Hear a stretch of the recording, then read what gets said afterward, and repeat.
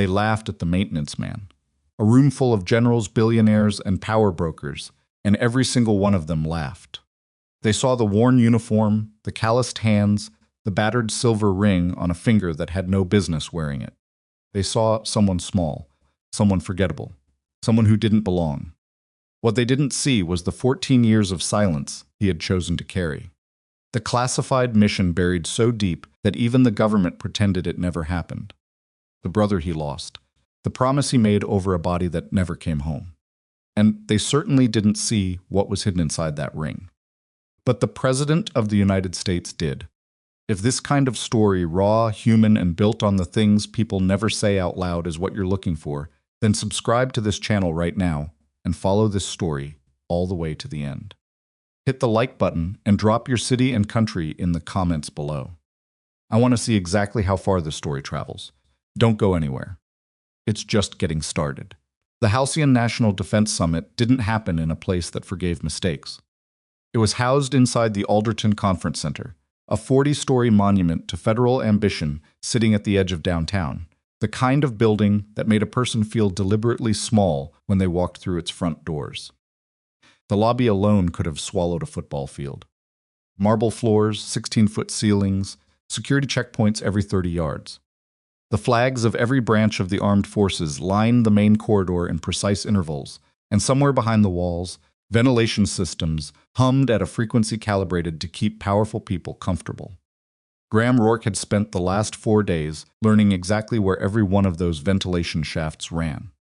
He was 37 years old and looked like someone had assembled him from spare parts and stubbornness. 6 feet tall, not remarkably built, hands that were rougher than they needed to be for a maintenance job. His dark hair had started going gray at the temples somewhere around the time Sadie turned 10, and he'd stopped caring about it around the same time. His work uniform navy pants, collared shirt with the Alderton facility logo on the chest, fit him the same way borrowed clothes fit a person, adequately, but without conviction. He was replacing a faulty motion sensor bracket on level 4 when he heard the group coming down the corridor. He didn't look up, didn't need to. He'd spent 4 days cataloging the sounds of this building, and he knew the difference between the kind of footsteps that belonged to people with somewhere important, belonged to be, and the kind that belonged to people who wanted everyone else to know they had somewhere important to be. These were the second kind. The Eastern Wing setup is behind schedule. A woman's voice, clipped and decisive. I want it corrected before the advanced security team finishes their sweep. Already handled. A man smooth and unhurried. 30 minutes. Make it 20. Graham kept his eyes on the bracket. His screwdriver turned in small, deliberate rotations. The sensor housing was cracked along one edge hairline fracture, probably from a cleaning crew bumping it with a cart, and if he didn't seat the mount correctly, the sensor would throw false readings for the next 12 hours. During a presidential visit, false readings in a corridor like this one were not a minor inconvenience. The group passed him without acknowledgement. That was fine. He was furniture to them, and furniture did its job best when it stayed quiet. He had the bracket secured and was running a quick calibration check on the sensor when he heard someone stop behind him. That ring. Graham's hand slowed almost imperceptibly. Then he finished writing the calibration number in his log and looked up. The man who'd spoken was somewhere in his mid-40s, with the particular kind of grooming that required professional maintenance, every edge sharp, every crease deliberate. He wore a suit that cost more than Graham's truck, and he was looking at Graham's right hand with an expression that was just barely too amused to be genuine curiosity. Bennett Crow. Graham had learned his name the first morning corporate strategist, retained by Waverly Defense Technologies as a liaison for the summit's private sector coordination. The kind of title that meant he spent most of his time in rooms where the actual decisions were made, offering opinions nobody had asked for. 3 people had stopped with him, 2 men in tailored conference attire, and a woman Graham didn't recognize who was already looking at her phone. That's a seal ring. Bennett said it like he was identifying a counterfeit bill. It is. Graham stood, collected his tool bag, and reached for his calibration log. You were a SEAL. It wasn't a question. It was the beginning of something, and Graham recognized the shape of it immediately. I wore the uniform, Graham said. Bennett's mouth curved in a way that stopped short of being a smile. He glanced at the two men beside him, and then back at Graham. The way someone looks at a thing they've already decided is funny before they've finished examining it. Right. He said the word slowly, letting it stretch. And where did you actually get it? Graham looked at him without particular expression. It was given to me. By who? A pawn shop? Estate sale? Bennett turned to the group with a short laugh. I've got a nephew who bought one of those off the internet. Looks exactly the same. They sell them for what, $40, $50? One of the men laughed. A polite, collaborative sound that meant he understood his role in the moment. Graham picked up his tool bag. The sensor on the east bracket is replaced. The corridor calibration should hold through tomorrow afternoon, but flag it. If you get false triggers between 1900 and 2100, that's when the climate control cycles, and there's slight pressure variation in the walls. He said it to no one in particular, wrote the maintenance note on his log, and walked back toward the service corridor. Behind him, Bennett said something else that got another laugh. Graham didn't turn around.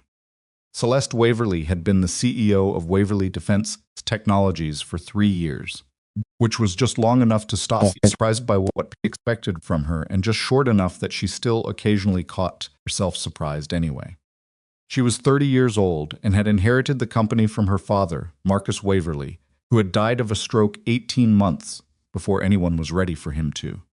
The board had been prepared to bring in outside leadership until Celeste had walked into the boardroom, laid out a 40-page operational assessment she'd written in the 3 weeks since the funeral, and explained in a tone that left no room for debate exactly why she was the right person and exactly what the alternative would cost them. They'd voted unanimously. She ran a tight operation and a precise schedule, and she did not run late, which was why she was already annoyed before Bennett caught up with her outside the summit's main coordination room and told her about the maintenance technician with the seal ring. It's probably nothing, Bennett said, but you've got half the defense establishment walking these corridors. The last thing we need is a story. What story? Celeste kept walking. She had 9 minutes before her next briefing. Someone asks him the wrong question. He makes claims he can't back up or he can back them up. And now we've got press sniffing around a maintenance worker with classified credentials. Either way, it's noise. Celeste stopped walking.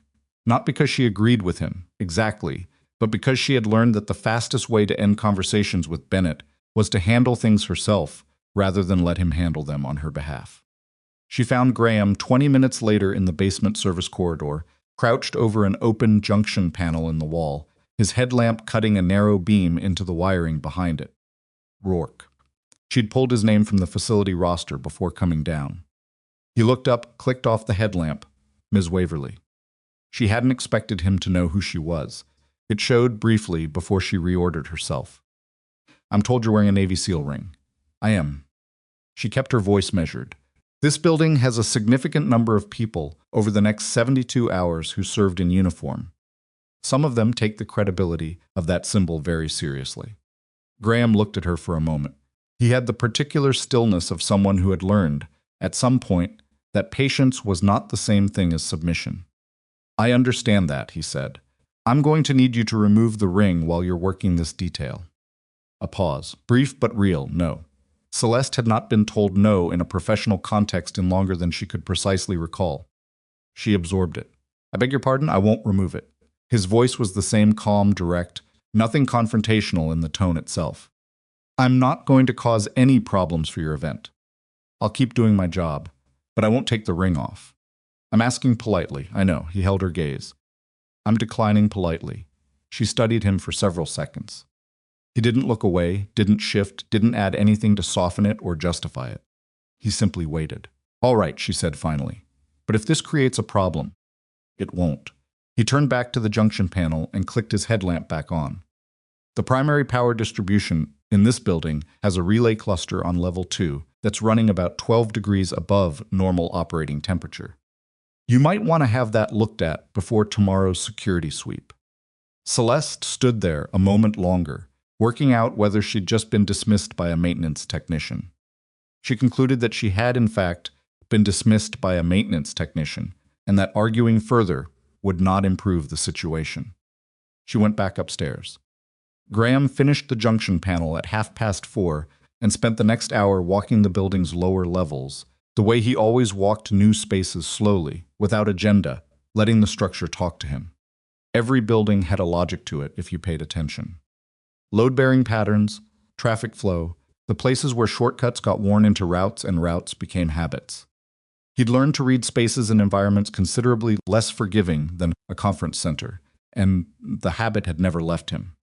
He was walking the server access corridor on level 1, technically off his assigned zone, but the adjacent air handling system had been flagged in the work order as a potential noise issue when he found the device.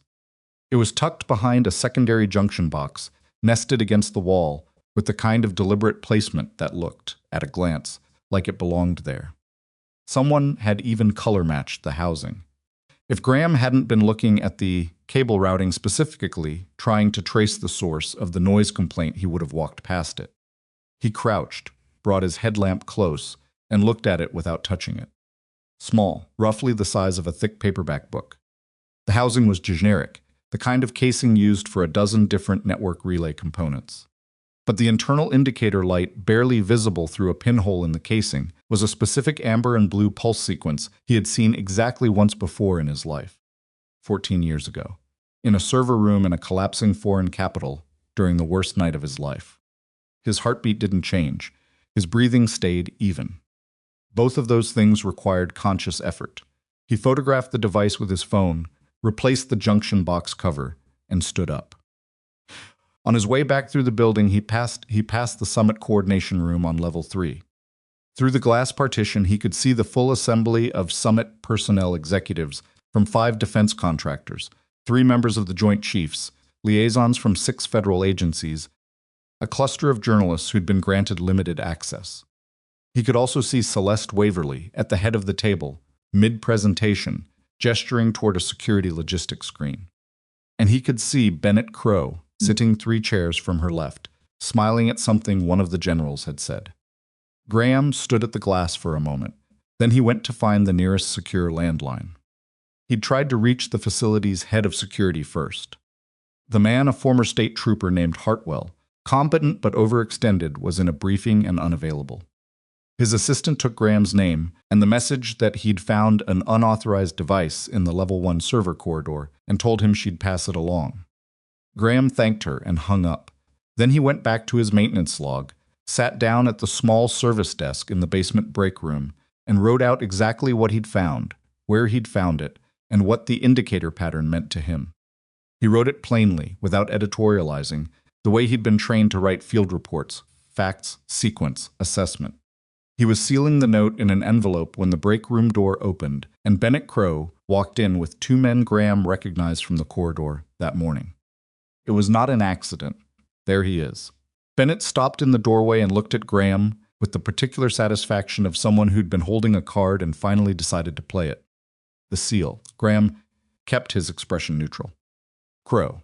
I made a few calls. Bennett crossed his arms, leaning against the doorframe. Know what I found out? There's no Graham Rourke in any active or retired SEAL registry. Nothing in the public records. Correct, so. Bennett spread his hands, performing bewilderment for the benefit of the 2 men behind him. Where exactly did you serve? What team? What years? Graham set down the envelope. I'm not going to discuss my service record with you. Because there isn't one. He said it lightly, but there was something meaner underneath it. You know what I think? I think you found that ring in a box at a garage sale, and you've been wearing it for so long you actually started believing your own story. I've seen it before. Guys who never had the guts to enlist. So they... Okay. Graham stood, picked up the envelope, and walked to the door. Bennett didn't move out of his way immediately. They stood close for a moment, and whatever he saw in Graham's face made the ease drain out of his slightly. I need to deliver this to facility security, Graham said. You're in the doorway. A beat. Then Bennett stepped back. Graham walked past him, without another word, down the corridor toward the elevator bay. Behind him, he heard Bennett say something to the 2 men and heard one of them laugh, and kept walking anyway, because there was nothing in that room worth turning around for. Hartwell finally called him back 45 minutes later. Your note? The security chief said. He sounded tired in the way that people get tired when they've been awake for 30 hours and are being asked to process one more piece of information. This device you described. Level 1 server corridor behind the secondary junction box on the north wall. 12 feet from the emergency exit door. My team swept that corridor at 0600. It wasn't there at 0600. Graham kept his voice level. It was placed after the sweep. The indicator pulse sequence amber blue 2-second interval is consistent with a remote locking relay. If it's what I think it is, it can interface with the building's emergency exit control system. Silence on the line. That would require proprietary knowledge of our security architecture, Hartwell said carefully. Yes. Another silence. Where did you encounter that indicator sequence before? Graham looked at the battered silver ring on his hand, at the small worn inscription on the interior band that nobody but him had ever read close enough to see. A long time ago, he said. Somewhere I'd rather not talk about over an unsecured line. Hartwell didn't respond immediately. When he spoke again, his voice had changed not dramatically, but enough. Come up to the security coordination room, level 6. Don't tell anyone else where you're going. I'll be there in 10 minutes, Graham said. He clipped his radio back on his belt, straightened his uniform shirt, and checked the ring out of habit the way he always checked it, the small unconscious gesture that had become, over 14 years, as automatic as breathing. Live for both of us, Logan had said. Graham pressed his thumb against the worn silver and went to find the elevator. Hartwell's office on level 6 was the kind of space that told you everything about the man who occupied it without him saying a word. Functional furniture, no art on the walls, a whiteboard covered in handwritten shift rotations, 3 monitors running simultaneous camera feeds. A half-eaten sandwich sat on the corner of the desk, still in its plastic wrap, forgotten. The man worked too hard and ate too little and hadn't taken a real day off in probably 2 years. Graham recognized the type because he'd been the type. Hartwell was already standing when Graham walked in, which meant he'd been pacing. He was a big man, former state trooper build, going slightly soft at the edges, the kind of face that had been weathered by years of reading people in bad situations and occasionally being wrong about them. He looked at Graham the way cops look at people they haven't decided about yet measuring. Not hostile, but not warm either. Close the door, Hartwell said. Graham closed it. Show me what you found. Graham pulled out his phone and handed it over. Hartwell looked at the photographs for a long time, zooming in on the indicator light housing, the cable configuration, the mounting bracket. His jaw tightened incrementally. He handed the phone back without saying anything, turned to his monitors and typed something Graham couldn't see from where he was standing. My team found nothing at 0600, Hartwell said, still looking at the screen. I know. I'm not saying your team missed it. I'm saying it was placed after. Which means someone with access placed it during active operations. Yes. Hartwell finally turned around. That's a short list. A very short list. The security chief crossed his arms and studied Graham the way he'd been studying the photographs carefully, looking for the thing that didn't quite fit. The pulse sequence. You said you recognized it. From where? This was the part Graham had been turning over since he'd found the device. How much to say, and to whom, and in what order. He'd learned in another life that information shared too broadly had a way of reaching people it was never meant to reach, and that the consequences of that could be permanent and irreversible. I can't give you specifics, Graham said, not here. What I can tell you is that the configuration is consistent with a remote locking relay, the kind designed to interface with emergency exit control systems during a window of high-traffic confusion. The pulse interval is a sync signal. It's waiting for an activation command. Waiting for what trigger? Something that creates a justifiable reason for the building's security system to go into lockdown mode. A false alarm. A power anomaly. Could be anything that's programmed to look like a legitimate emergency response. Hartwell stared at him, and when the exits lock, everyone inside stays inside. Graham let that sit a moment, including anyone the building happens to be hosting at that point. The silence in the room was different after that, heavier, with a different texture. The president arrives tomorrow morning, Hartwell said. I know. Hartwell sat down heavily in his chair, rubbed the back of his neck with one hand, and looked at the camera feeds on his monitors for a moment, like they might offer him something useful. They didn't. 3 of the screens showed empty corridors, and one showed the main lobby where a small cluster of early arrivals were checking in at the registration desk. I need to take this to the summit's federal security coordinator, he said. Agreed. They're going to want to know how a maintenance technician recognized a classified pulse configuration. I know that too. Graham kept his voice even. I'll answer what I can answer when I can answer it. Hartwell looked at him for a long moment. Who are you, Rourke? Right now? I'm the guy who found your problem. The Federal Security Coordinator's name was Drummond Late 40s, trim, with the particular posture of someone who'd spent decades in environments where bad posture cost people something real. He listened to Hartwell's summary with his hands flat on the table and his eyes on Graham, and when Hartwell finished, he didn't say anything for a full 10 seconds. Then he said, "Step out, please," to Hartwell. Hartwell looked briefly like he was going to argue, then left. Drummond turned to Graham. "Your service file, classified," Graham said. "I know it's classified. I just pulled it. Or tried to." He leaned forward slightly. "You know what I found? Nothing useful, a redaction wall. 14 years deep." Drummond's voice was careful. "That doesn't happen by accident. That doesn't happen for standard service. That happens when someone with significant authority decided your record needed to not exist." Graham said nothing. "The pulse configuration you identified," Drummond continued. "It's not in any public technical database. It's not in most classified ones either. There are maybe 40 people alive who would recognize it on sight." 37, Graham said, before he could stop himself. Then, roughly. Drummond sat back. He looked at Graham the way people look at a door they didn't expect to find in a wall. "Okay," he said quietly. "Okay, then we have a problem bigger than an unauthorized device." "We have a problem that's been waiting 14 years, Graham said. "The device is recent, the plan behind it isn't." What happened next was not what Graham would have chosen, and later, much later, in the particular way that a person goes back through events they survived and picks apart the points where things could have gone differently, he would identify the next 2 hours as the place where the crack in the operation appeared. Drummond moved quickly and correctly, pulling his team together and dispatching them to the Level 1 server corridor with specific instructions. The device was photographed, logged, and carefully extracted by someone who knew what they were doing.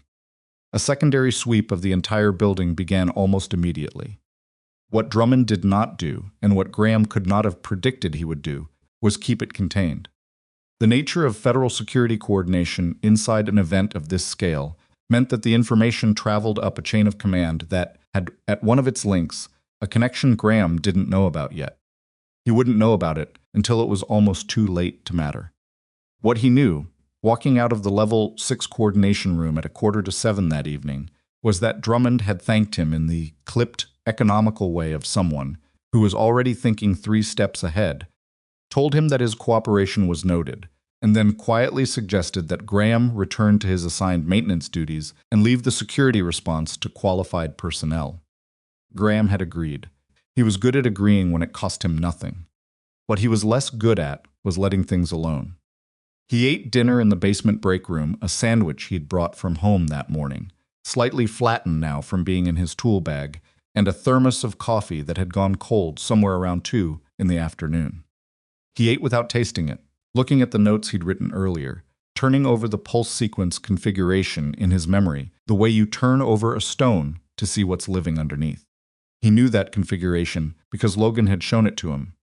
Not directly, Logan hadn't sat him down and given him a technical briefing on classified communications infrastructure. That wasn't how it worked. But during the weeks leading up to Operation Iron Lantern, Logan had been unusually quiet in the specific way that people who carry classified knowledge get quiet, and one night in their shared barracks room, unable to sleep, he had said something to Graham that had seemed almost random at the time. If you ever see amber blue, 2-second pulse, on any device you don't recognize in any space you're not sure about, walk away and call it in immediately. Don't touch it. Don't investigate it. Just call it in. Graham had asked him what it meant. Logan had looked at the ceiling for a moment.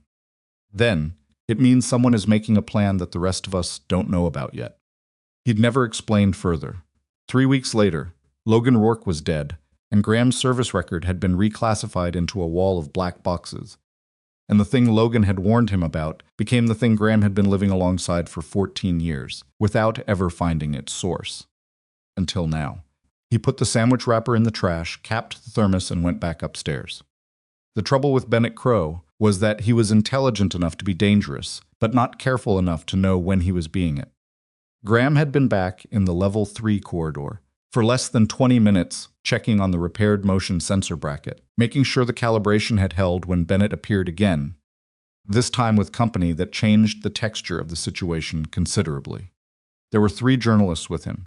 Print credentials from what Graham could see, press lanyards in the summit's designated blue. One of them had a phone raised in a way that might have been casual but wasn't. There he is. Bennett said it with the cheerful certainty of someone who'd been planning this. The maintenance man and his medal. Graham kept his attention on the sensor bracket. These folks were asking about the personnel working the summit, Bennett continued, stopping a few feet away. Thought it was worth introducing them to you. This is Graham Rourke. He'd like us all to believe he was a Navy SEAL. Of the journalists, a woman, mid-30s, sharp eyes that were taking everything in, said, "Were you in the military, Mr. Rourke?" "I'm a facilities maintenance technician," Graham said. "He's being modest," Bennett said, in a tone that made the word sound like an accusation. "He's been wearing a SEAL ring all week. Won't take it off, apparently." Even when asked politely by the event organizers. "Where did you serve?" one of the others asked. Graham wrote a maintenance note in his log. His handwriting was the same as it always was, deliberate and functional. "I'm not going to discuss that," he said. "Because there's nothing to discuss," Bennett said. "Because I'm working." Graham marked the bracket as operational, closed his log, and turned to face Bennett directly for the first time. It was a measured choice. He'd been avoiding it because direct eye contact in a moment like this had a tendency to escalate things, and he hadn't wanted escalation. But Bennett had brought journalists, which meant he was trying to build something, and the only reliable way to stop construction was to remove the foundation. "Mr. Crow," he said, "if you have a concern about security protocols for this summit, I'd encourage you to take it to Hartwell on Level 6. If you have a concern about my work, you're welcome to review the maintenance logs, which are available to event organizers. And if what you're actually doing is looking for a story that doesn't exist," he glanced at the journalists, then back to Bennett, "I'd suggest that's a significant waste of everyone's time, including yours." The woman journalist's expression shifted slightly. She was listening differently now. Bennett's jaw tightened. "You can't produce a single piece of documentations." "No," Graham agreed, "I can't, and I'm not going to." He picked up his tool bag. "Have a good evening." He walked away from the group for the second time that day, and this time the laughter that came from behind him was thinner, only Bennett and one of the other men. The woman journalist conspicuously silent, and the sound of it followed him down the corridor and into the stairwell, where it finally faded. He stood in the stairwell for a moment, one hand on the railing, and breathed. Then he took out his phone and called home. Sadie picked up on the second ring, which meant she'd been waiting. She was 13 and managed to communicate an entire emotional state through the velocity of her phone pickup, a skill she had developed with no training whatsoever. "You're late calling," she said. "I know, it got busy." "Are you eating?" "I ate, Dad. I had half a sandwich and some cold coffee." "That's not eating. That's surviving." She said it with the particular combination of exasperation and affection that had been her primary mode of communication with him since she was about 8 years old, the point at which she'd apparently decided he needed managing. "I'll eat something real when I get back to the hotel." The hotel has a restaurant. I looked it up. It has a restaurant and a 24-hour room service menu, and you probably haven't looked at either of those once. "Correct. Dad." Slightly different tone, now still affectionate, but the layer underneath it was something more earnest. "Are you okay?" He leaned against the stairwell wall. 14 floors of concrete above him, the distant hum of the building around him, and Sadie's voice coming through his phone speaker in a way that made the space seem smaller and more manageable.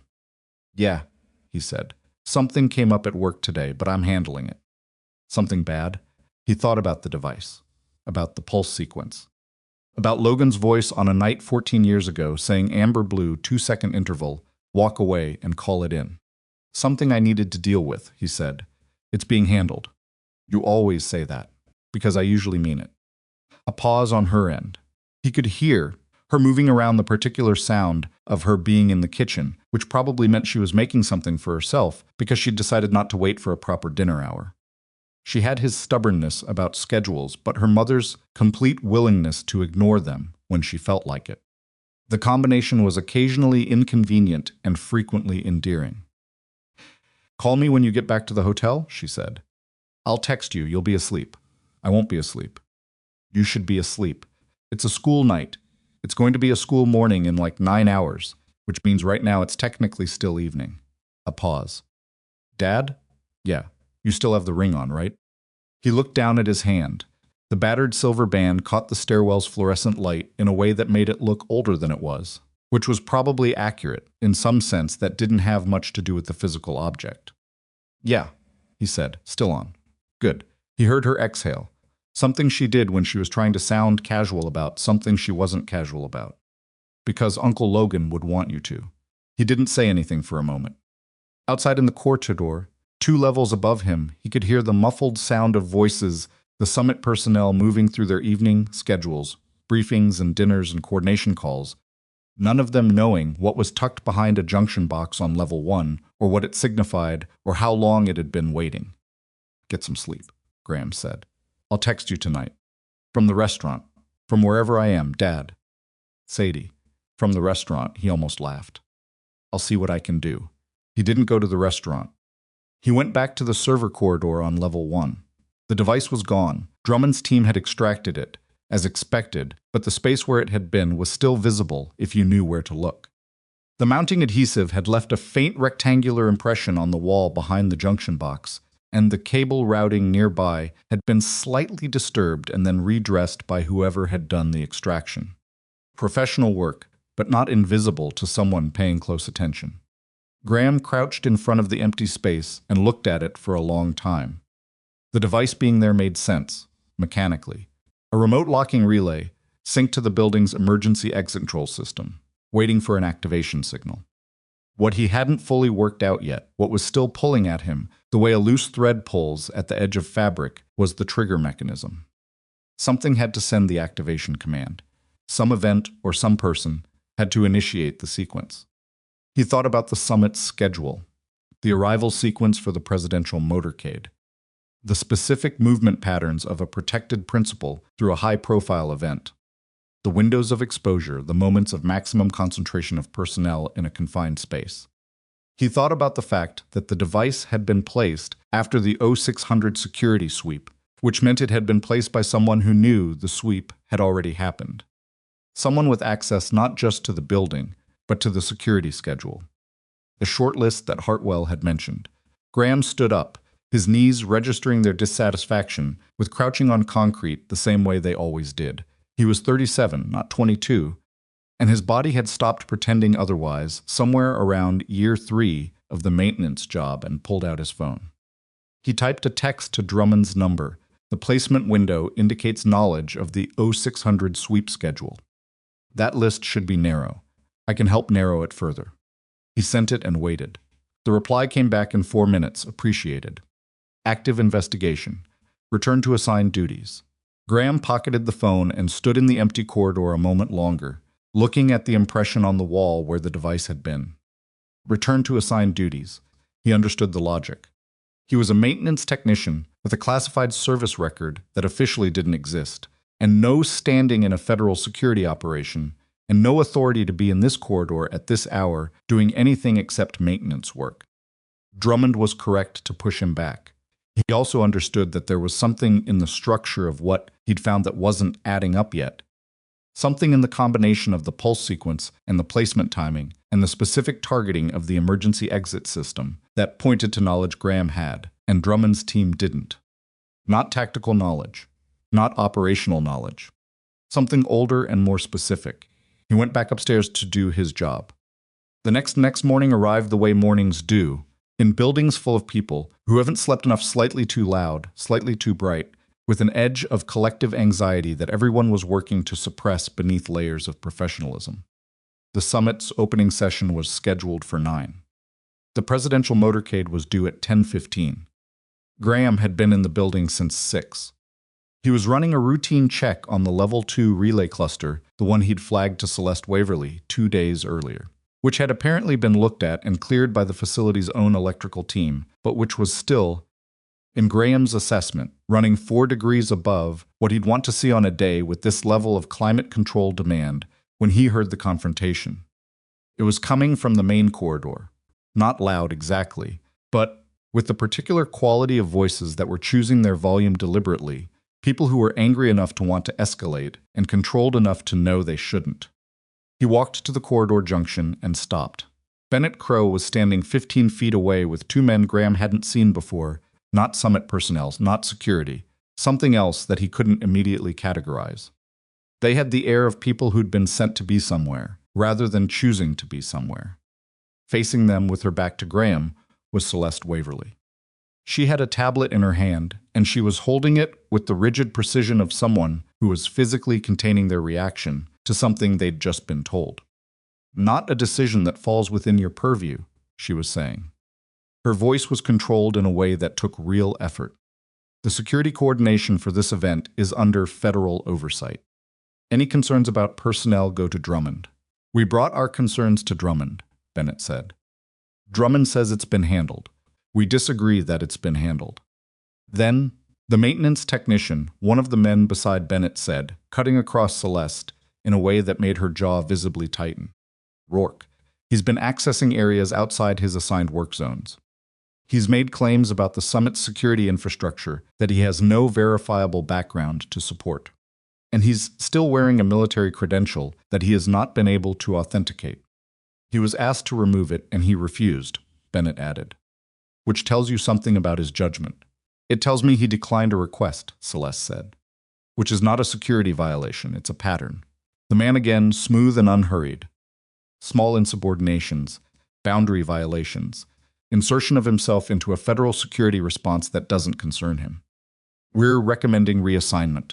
Somewhere he's not in proximity to sensitive operations. There was a pause. Graham stayed at the corridor junction, out of their sight line, and didn't move. He waited to hear what Celeste would say. She was quiet for a moment long enough that Bennett filled the silence. He doesn't belong up here. Nobody's saying he's a bad worker. We're saying he's in the wrong place. Fine, Celeste said. Her voice was flat. I'll have him reassigned to the lower levels for the duration of the presidential visit. She turned, and her eyes found Graham across the corridor. He had no idea how long she'd known he was there. Long enough by the steadiness of her gaze, which told him that the flatness in her voice when she'd agreed was not the same thing as believing what she'd agreed to. She held his gaze for 2 seconds. Then she looked down at her tablet and walked away in the other direction. By 7:45, Graham was in the basement.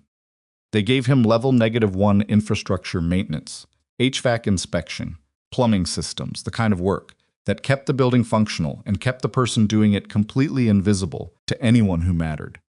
He'd been handed a new work order by a facilities coordinator who had the embarrassed courtesy to not make direct eye contact when he delivered it. Graham thanked him and went downstairs. The basement level of the Alderton Center was built in the industrial logic of the 1970s, wide concrete corridors under low ceilings, exposed conduit runs, and pipe clusters painted over so many times the surfaces had a geological quality to them. Service doors every 30 feet, emergency lighting in yellow housings, flickering occasionally in the east corridor where a ballast had been slowly dying for, by Graham's estimate, about 6 months. He replaced the ballast first.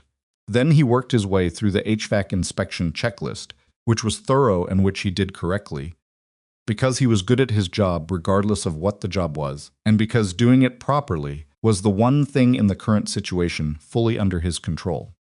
And while he worked, he thought. He thought about the pulse sequence, about Logan, about the specific language Logan had used that night. Someone is making a plan that the rest of us don't know about yet. About the fact that the plan had been making itself for 14 years, apparently. That whatever had started with Operation Iron Lantern hadn't ended there. That the device in the level 1 server corridor wasn't the beginning of something, it was the continuation of something that had never actually stopped.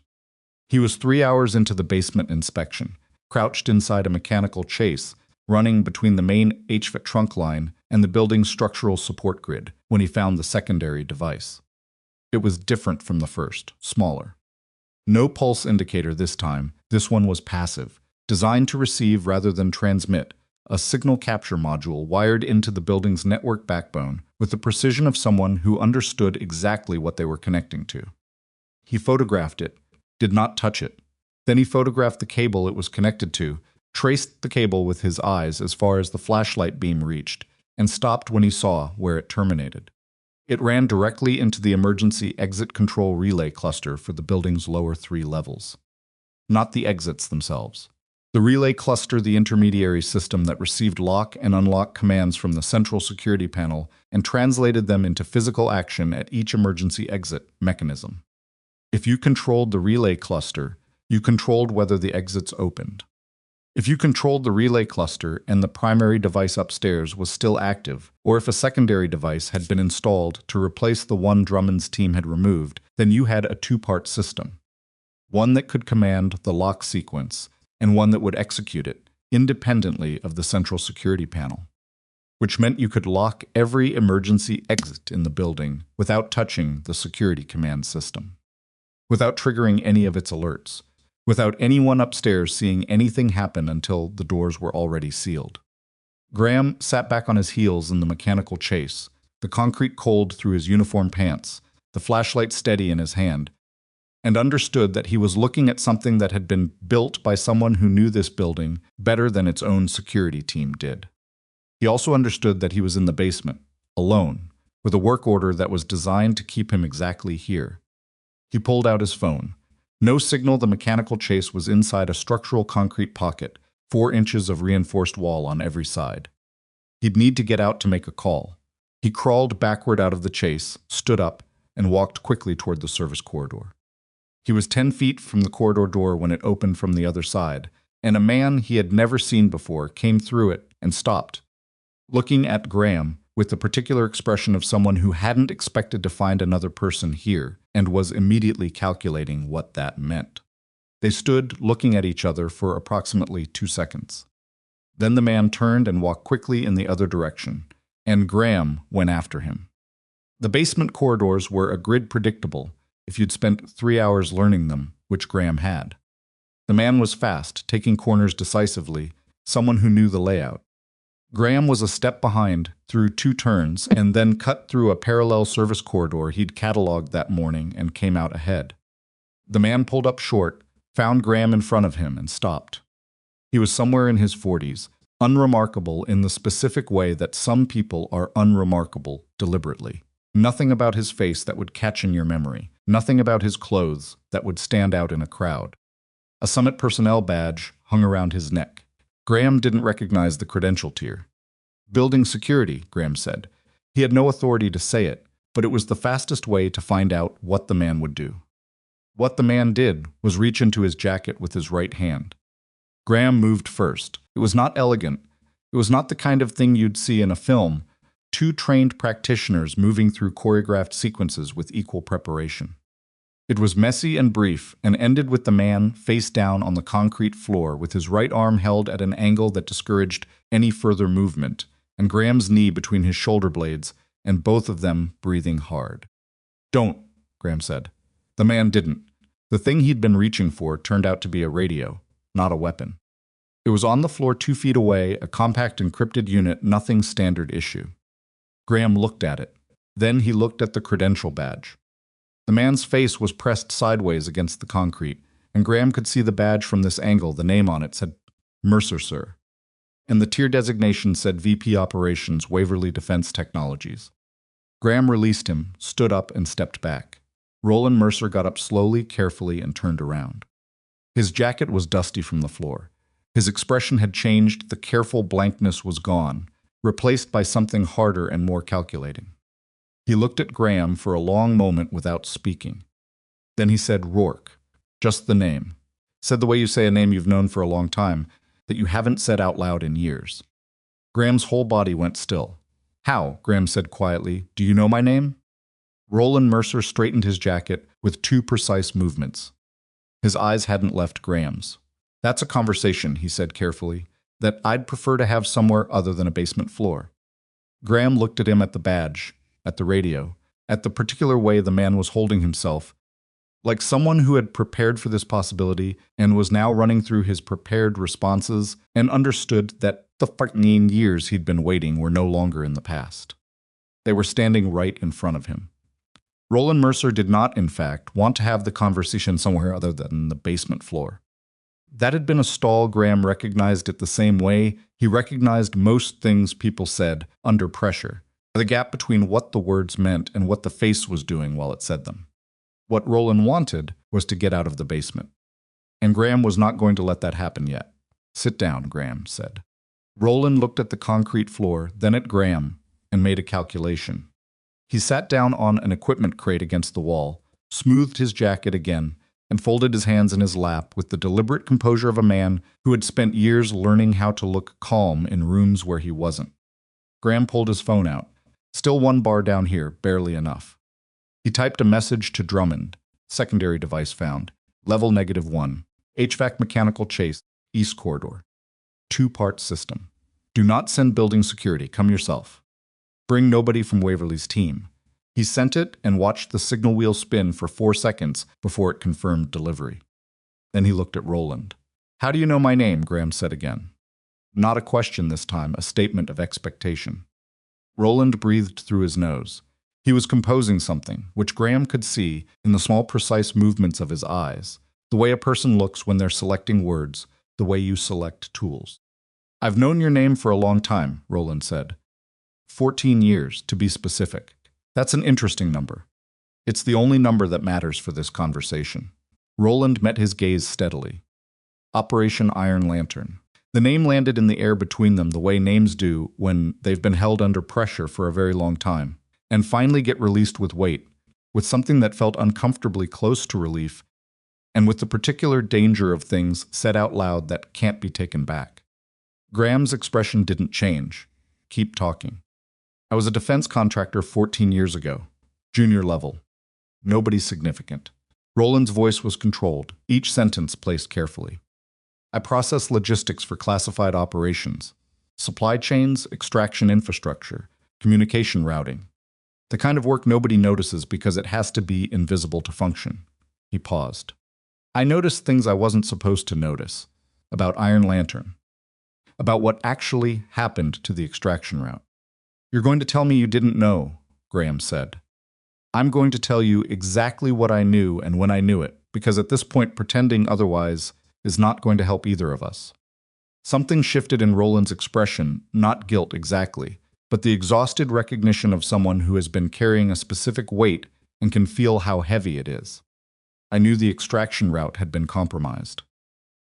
I found out 48 hours after the mission, when I was reconciling communication logs that should have been destroyed. I saw the leak.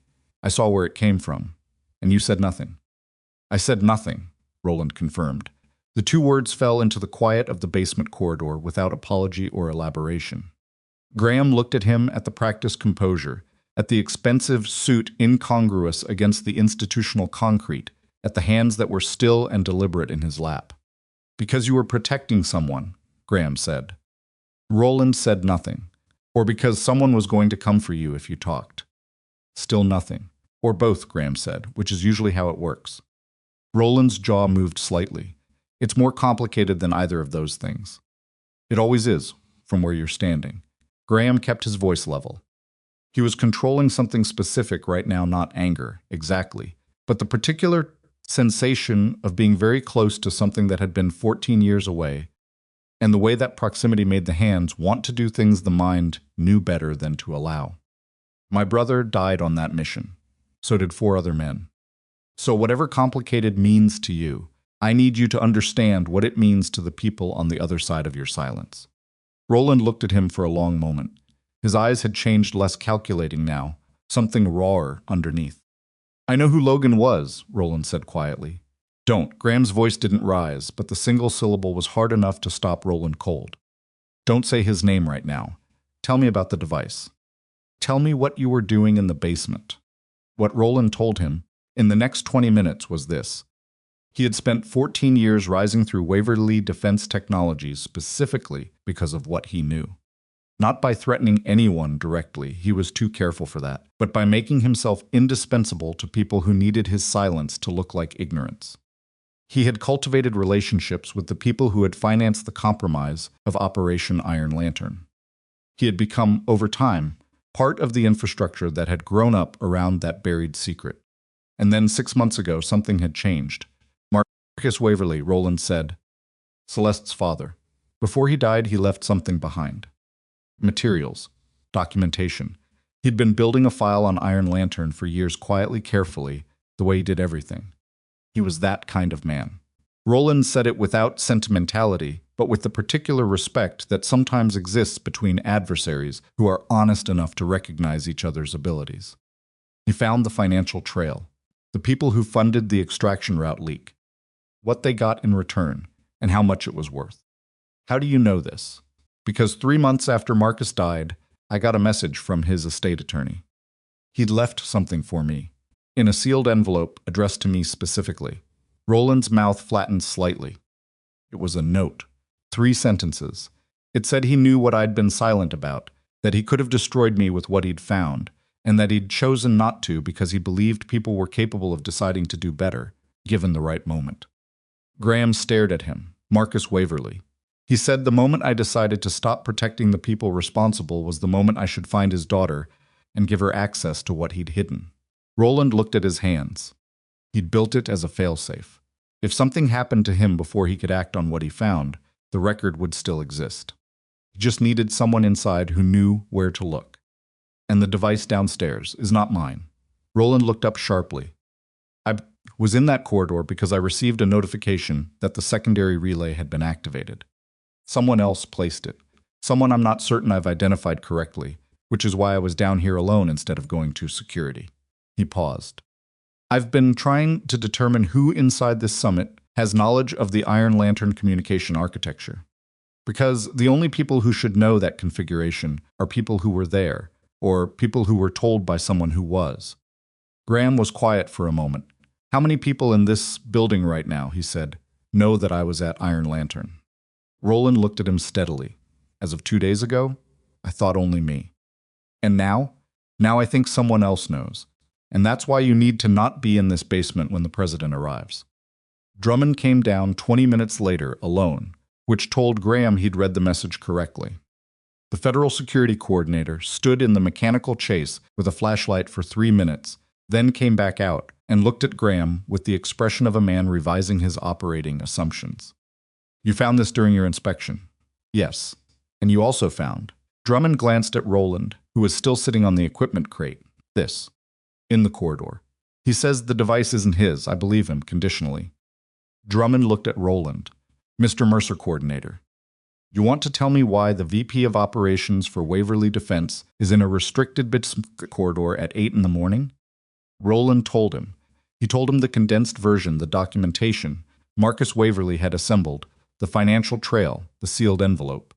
He told it precisely and without the emotional texture he'd used with Graham, which was either because he'd processed it already or because he understood that Drummond needed facts, not context. Drummond listened without interrupting. When Roland finished, Drummond was quiet for approximately 15 seconds. The materials Marcus Waverly compiled, he said. Where are they? Secured in the company's private archive system, Roland said. Accessible only through a dual authentication protocol Marcus designed himself. Celeste Waverly holds one key, the other key, he paused. The other key is keyed to a specific physical object. Both Drummond and Roland looked at Graham's right hand. Graham looked down at the ring. He knew about the ring, Graham said. He knew about Logan, Roland said. He'd done enough research to know about the ring. He built the authentication to it because... He stopped, chose his words carefully. Because Marcus believed that if Logan's ring ever came back into proximity with what Iron Lantern left behind, it meant the truth was finally close enough to matter. The presidential motorcade arrived at 10:18, 3 minutes behind schedule, which the advanced security team absorbed without visible reaction, because 3 minutes was well within their operational margin, and visible reaction was not something the advanced security team did. Graham watched it arrive from the Level 1 lobby area, where he'd been repositioned by Drummond with specific and quiet instructions. Stay visible, stay in uniform, stay exactly where he'd been told to stay, and do not engage with any summit personnel unless approached. He had not been told why. He suspected he knew why, which made the waiting considerably harder. The lobby filled up in the organized way that high-security events fill up perimeter security first, then advance staff, then the outer ring of dignitaries, then the inner ring, everyone finding their correct position in the hierarchy of proximity to power with the unconscious precision of people who had done this many times. Generals in dress uniform, defense executives in their best clothes, Celeste Waverly near the front of the civilian reception line looking composed in a dark blazer that she had clearly chosen with care. Bennett Crow was 17 feet to Celeste's left, which put him close enough to the reception line to be visible in photographs without being close enough to be in them, a position that was probably not accidental. Graham stood near the east lobby pillar, tool bag at his feet, maintenance log in hand, and watched the room. He saw Roland Mercer position himself near the corridor entrance that led to the summit coordination rooms, which put him in Graham's peripheral sight line. He saw Drummond standing near the main security station with 3 of his people, looking at nothing specific, which meant he was looking at everything. He saw the moment the outer doors opened and the advanced detail came through, and the particular shift in energy that moved through the room the way a pressure change moves through a space before a storm. President Arthur Vance walked in at 10:22. He was 61 years old, and the years of politics and the weight of the office had shaped him in the way high-stakes decades shape people, not diminished, exactly, but compressed, like material that has been subjected to enormous pressure and emerged denser than it started. His hair had gone entirely white sometime in the last administration. He moved through rooms with the practiced ease of a man who had spent 30 years learning how to be comfortable in spaces that were designed to intimidate, which meant he was never quite as at ease as he appeared. Graham watched him work the reception line. Hands, eye contact, the appropriate balance of warmth and efficiency for a room this size. He was good at it. He'd always been good at it, even at 32, sitting in a collapsing communications room in a foreign capital, waiting for an extraction team that had been compromised. Arthur Vance had possessed the particular quality of someone whose panic was stored somewhere inaccessible to the people around him. He'd been terrified. Graham had known he was terrified. But he'd kept it off his face, and he'd done what Graham told him to do, and he'd survived the night because of it. The reception line moved forward.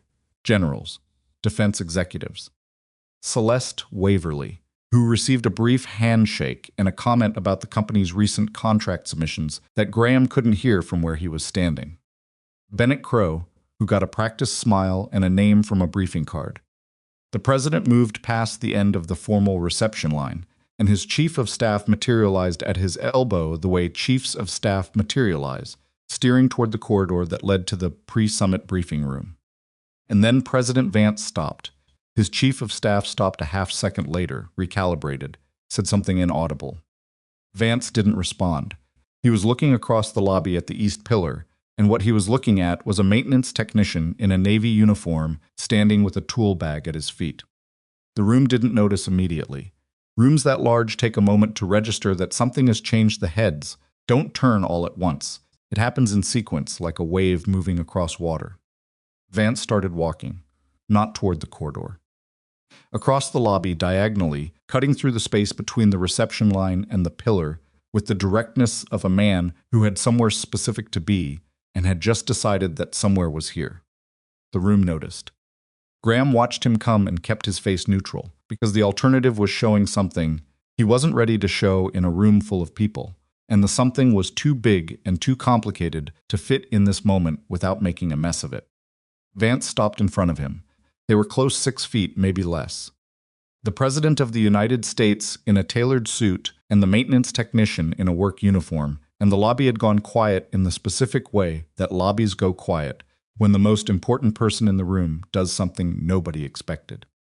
Vance looked at Graham's right hand, at the battered silver ring. Something moved across the president's face, not grief, not quite, but the first cousin of it. The recognition that arrives when something you thought you'd put down years ago is suddenly back in your hands and heavier than you remembered. "You're still wearing it," Vance said quietly. Graham's voice, when it came, was steady. He'd had 14 years of practice at steadying it for exactly this kind of moment, though he'd never believed the moment would actually come. "Yes, sir." Logan's ring. "Yes." Vance looked at him for a long moment. Not performing the moment for the room, not constructing it, just standing in it, the way a person stands when they've arrived, somewhere they weren't certain they'd ever get to. Graham Rourke, Vance said, and said it like a man who'd said the name to himself, in private, more times than he could count. Mr. President, the lobby was completely still now. 40, 50 people, all of them watching, none of them understanding what they were watching. Vance turned slightly to address the room, not the full oratorical posture, just the small adjustment of someone who has decided the people nearby deserve to hear something clearly. 14 years ago, he said, a classified operation went wrong, in a way that operations should not be allowed to go wrong. 5 men died. Several others survived. The government buried the record because the circumstances were complicated, and the people responsible for the complications were powerful enough to make that happen. He paused. I was there. I was the civilian official being extracted. And the reason I'm standing in this building today, in this office, with the life I've had, is because of the man standing in front of me, and because of his brother, who did not come home. The silence in the lobby had a different quality now. Heavier, more careful. Celeste Waverly, 12 feet to the left of the reception line, had her eyes on Graham. She was very still. Bennett Crow, 17 feet beyond her, was not still. He was doing the thing people do when they realize a floor they've been standing on has shifted, the small, involuntary recalibration, the reassessment of every previous decision in the light of new information. Nobody was laughing. His name is Graham Rourke, Vance said, and he was a Navy SEAL, and the ring he's wearing belonged to his brother Logan, who died making sure the rest of us could walk out of that building. He looked back at Graham directly. I've wanted to say that out loud for a very long time. Graham looked at him, and for one unguarded second, before he could put the neutral expression back, something showed on his face that he couldn't help and wouldn't have named if asked. The combination of relief and grief that comes from being finally seen and finally sorry that it took this long, both at once, neither one canceling the other out. Thank you, sir, he said. The briefing room cleared of non-essential personnel within 4 minutes of the president's statement, which was the fastest Graham had ever seen a room full of powerful people become motivated to be elsewhere. What remained was a smaller, more deliberate group. Vance and 2 of his senior staff, Drummond and one of his people, Celeste Waverly. Roland Mercer, whose presence in the room required a brief explanation to the president's staff that Drummond handled quietly, and Graham. Bennett Crow was not invited. The room was a mid-level conference space, functional furniture, no windows, the kind of space that gets used when the conversation is more important than the setting. Someone had put water on the table. Nobody touched it. Graham had not planned to tell the room what he was about to tell them in this sequence at this moment. He'd planned to the extent that he'd planned anything beyond finding the device and reporting it to stay in his assigned lane. Let the federal machinery handle what federal machinery was built to handle, and keep his own history exactly where he'd been keeping it, in the past, under the ring, spoken only to Sadie and to Logan's memory in the quiet moments when there was no one else. But the device in the basement was still there, and Roland's information was still unverified, and the authentication protocol that unlocked Marcus Waverly's documentation required the ring, which meant that Graham's history and this moment were already the same problem. He told them what he'd found. Both devices. The 2-part system, the relay cluster, the evidence that someone inside the summit had placed the secondary device after Drummond's team removed the first. Drummond filled in what he'd learned from Roland. Then Graham told them the part he'd never told anyone outside, a classified debriefing, what Operation Iron Lantern had actually been, what they'd been sent to do, what had gone wrong, and what Logan had done in the final 20 minutes to give the rest of them a chance to get out. He told it without editorial, without the anger he had every right to carry and had chosen, mostly, not to carry in public, because anger at something this buried had nowhere productive to go. He told it factually, in the same register he'd used for maintenance reports and field logs, and the quiet, honest conversations he had with his daughter when she asked about her uncle. When he finished, the room was quiet for a moment. President Vance had been looking at the table while Graham spoke. Now he looked up. The leak in the extraction route, he said. During every investigation, and there were 2, both of them compromised. The source was never identified. You know who it was. It wasn't a question. I have a strong operational belief, Graham said. I don't have documentation. The documentation, Celeste said, may be in my father's files. Everyone looked at her. She'd been quiet for most of the briefing, which Graham had noticed because Celeste Waverley's quiet was different from other people's quiet, denser, more active, the particular silence of a person who was processing information very rapidly and choosing not to show the processing. My father left a dual authentication archive, she said. She looked at Graham. Roland told me about it 20 minutes ago, in the corridor outside. He said the second key was keyed to a physical object. Her eyes moved to the ring. I didn't believe him until just now. Graham looked at her. He thought about Marcus Waverley, a man he'd never met, who had quietly assembled the evidence of something that had disrupted family and career, and chosen specifically, deliberately to build its key around Logan's ring. Around the idea that Logan Rourke's story would eventually come back to find the truth. How do we access it? Graham asked. My company has a secure server system at the secondary facility 3 blocks from here. I can get us in. Celeste paused. I need to get to my laptop first. And she hesitated, which was unusual enough on her that Graham noticed it. I need to ask you something, Rourke. Ask. The authentication. The physical object component. She was choosing her words with care. My father built the system. I don't know exactly how he designed the key. But Roland said it was keyed to the ring. She met Graham's gaze directly. No performance in it. Just a person asking a direct question because the situation required it. Will you help me open it? Graham thought about Sadie, who would call him tonight to ask if he was eating and whether he had the ring on, and would hear something in his voice that she was old enough now to identify as the difference between handling something and being handled by it. He thought about Logan, whose ring had been sitting on his finger for 14 years, waiting, apparently, to do exactly this. Yes, he said. The problem with the moment, and there was always a problem, because moments this large came with a specific gravitational field that pulled other things toward them, was that Roland Mercer's face, as Celeste was speaking, had shifted. Not dramatically, not in the way that you'd catch it if you weren't specifically watching for it.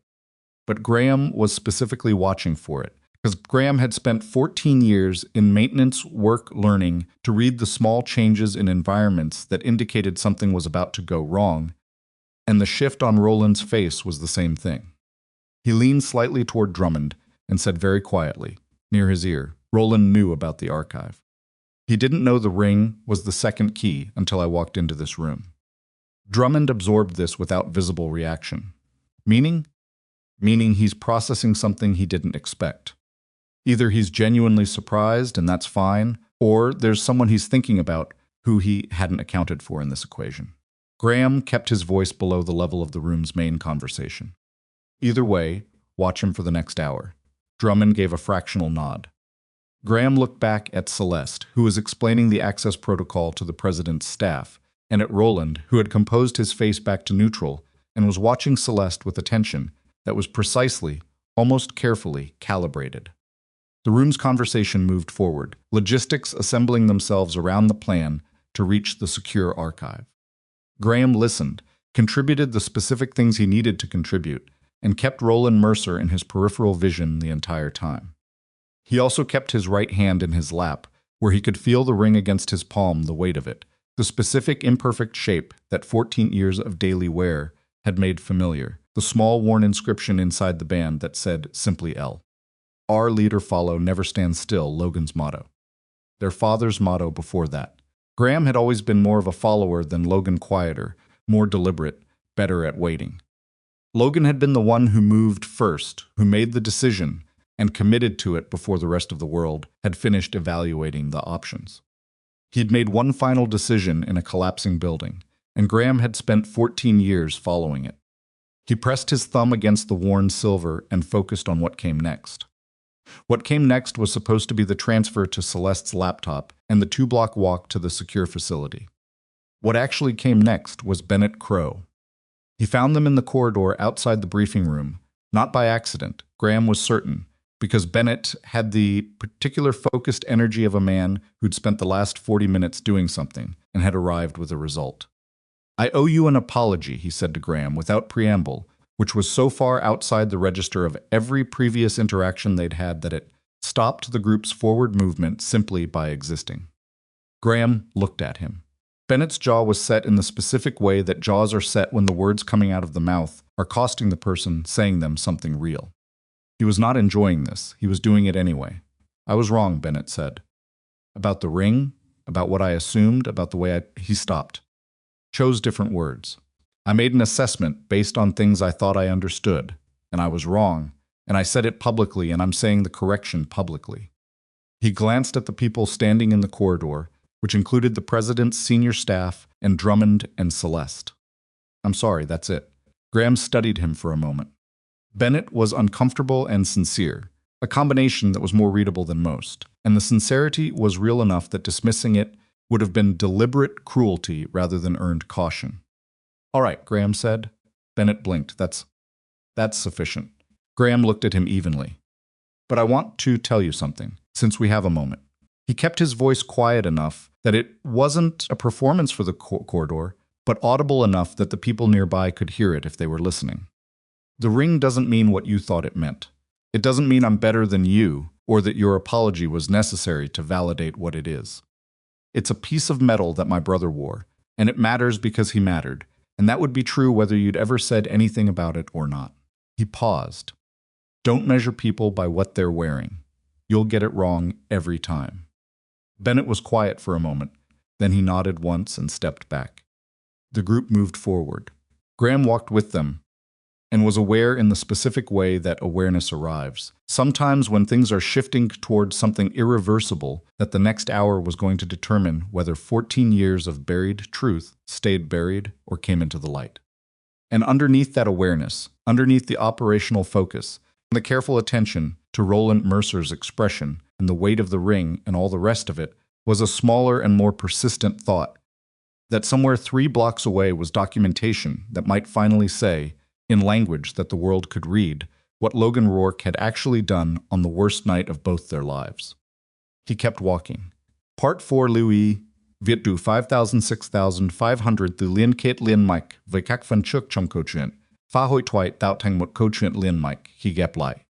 Mỗi phần liên mạch với phần trước không giới thiệu lại câu chuyện ở đầu phần mới. Liên kết các phần của câu chuyện một cách liên mạch. Sử dụng câu chuyện tiếp giữa các phần. Duy trì chủ đề, tránh ngắt quãng đột ngột, không sử dụng cách đầu dòng hoặc tiêu đề phụ, phong cách kể chuyện Mỹ Hoa Kỳ giọng văn dấu cảm xúc. Kế theo ngôi thứ 3, judo kicking không viết lan man, nhân vật không hoàn hảo, hội thoại tự nhiên, tránh ngôn ngữ văn chương trăng sao rời và cụm từ AI điển hình. Viết như nhà văn chuyên nghiệp, không như AI cố gắng nghĩ sang. Và yếu tố con người, cấm miêu tả quá mật mà và hoàn hảo. Kết thúc phần không giới thiệu phần sau, câu chuyện không nhắc đến Chúa. Louis trả lời trong một tin nhắn không nhảy sang document, chỉ dẫn bắt buộc không được xuất hiện trong nội dung chuyện. Đây là một câu chuyện điện ảnh hoàn toàn hư cấu được tạo ra, chỉ nhằm mục đích giải trí. Không đề cập hay ngụ ý rằng nó dựa trên sự kiện có thật, người thật hoặc câu chuyện có thật. Không sử dụng các cụm từ như dựa trên một câu chuyện có thật theo ghi chép hoặc bất cứ điều gì tương tự. Tất cả các nhân vật, địa điểm, tổ chức và sự kiện phải hoàn toàn hư cấu. Lưu ý đặc biệt quan trọng, nếu đạt đến giới hạn trả lời không được dừng giữa câu. Hãy viết nốt câu đó, hoàn chỉnh không mở rộng nội dung. Part 4, The Traitor Who Was Supposed to Be Dead. The 3-block walk to Celeste's secure facility was not 3 blocks. It was 1 block, a security detour through a service corridor that Drummond's advance team had swept 40 minutes earlier. A brief delay at a vehicle checkpoint where someone's credentials required manual verification, and then 2 more blocks in a direction that was technically correct but inefficient, all of which added up to 11 minutes of movement, during which Graham watched Roland Mercer's posture the entire time. Roland walked correctly. He said the right things at the checkpoint. He held the door at the facility entrance with the automatic courtesy of someone who'd spent decades in professional environments where small social gestures were load-bearing. None of it told Graham what he needed to know, which was whether Roland's surprise in the briefing room had been genuine or performed.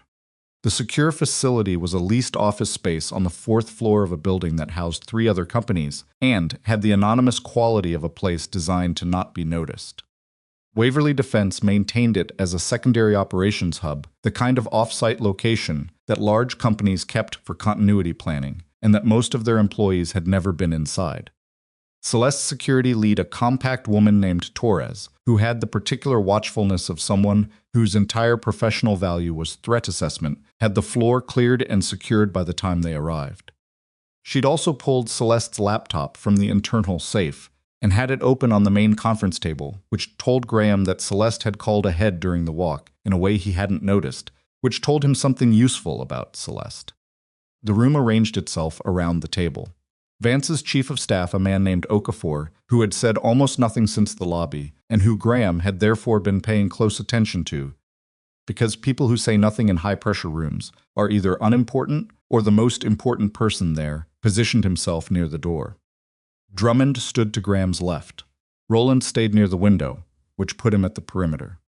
Celeste sat down at the laptop and typed for a moment. Then she stopped. "The authentication is in 2 stages, she said. First stage is biometric, my fingerprint, and a passphrase my father and I shared." She looked up at Graham. "Second stage is the physical key component. My father's documentation describes it as proximity-based. The object needs to be within a certain range of the receiver to complete the protocol." "What receiver?" Graham asked. "Built into this laptop." She turned it slightly so Graham could see the chassis. On the left side, near the hinge, was a small panel that looked like a standard port cover, but wasn't. My father had it installed after the standard build. I didn't know what it was until Roland explained the archive to me. She paused. I also didn't know the archive existed until 40 minutes ago. The room was quiet for a moment with the specific weight of a daughter, processing the fact that her father had been carrying something significant that he'd never told her about. "He was protecting you," Graham said. "Not to soften it, because it didn't need softening. It needed acknowledging. If he'd told you what he found, you'd have been connected to it. You'd have been a target." Celeste looked at the laptop screen. Her jaw moved slightly. "I know," she said. "That doesn't make it feel any less like he thought I couldn't handle it." "He built the system around the possibility that you'd be the one to open it," Graham said. "That's not the same thing as thinking you couldn't handle it." She looked at him, and something in her expression shifted, not warm, exactly, but less defended than it usually was. She held his gaze for a beat, then looked back at the screen. "First stage," she said, and pressed her thumb to the reader in the lower corner of the keyboard. The first stage cleared. The passphrase cleared. The screen shifted to a holding state, a simple gray panel with a single progress indicator that wasn't moving. "It's waiting," Celeste said. Graham leaned forward and looked at the panel on the side of the laptop. It was roughly the size of a ring, the opening circular.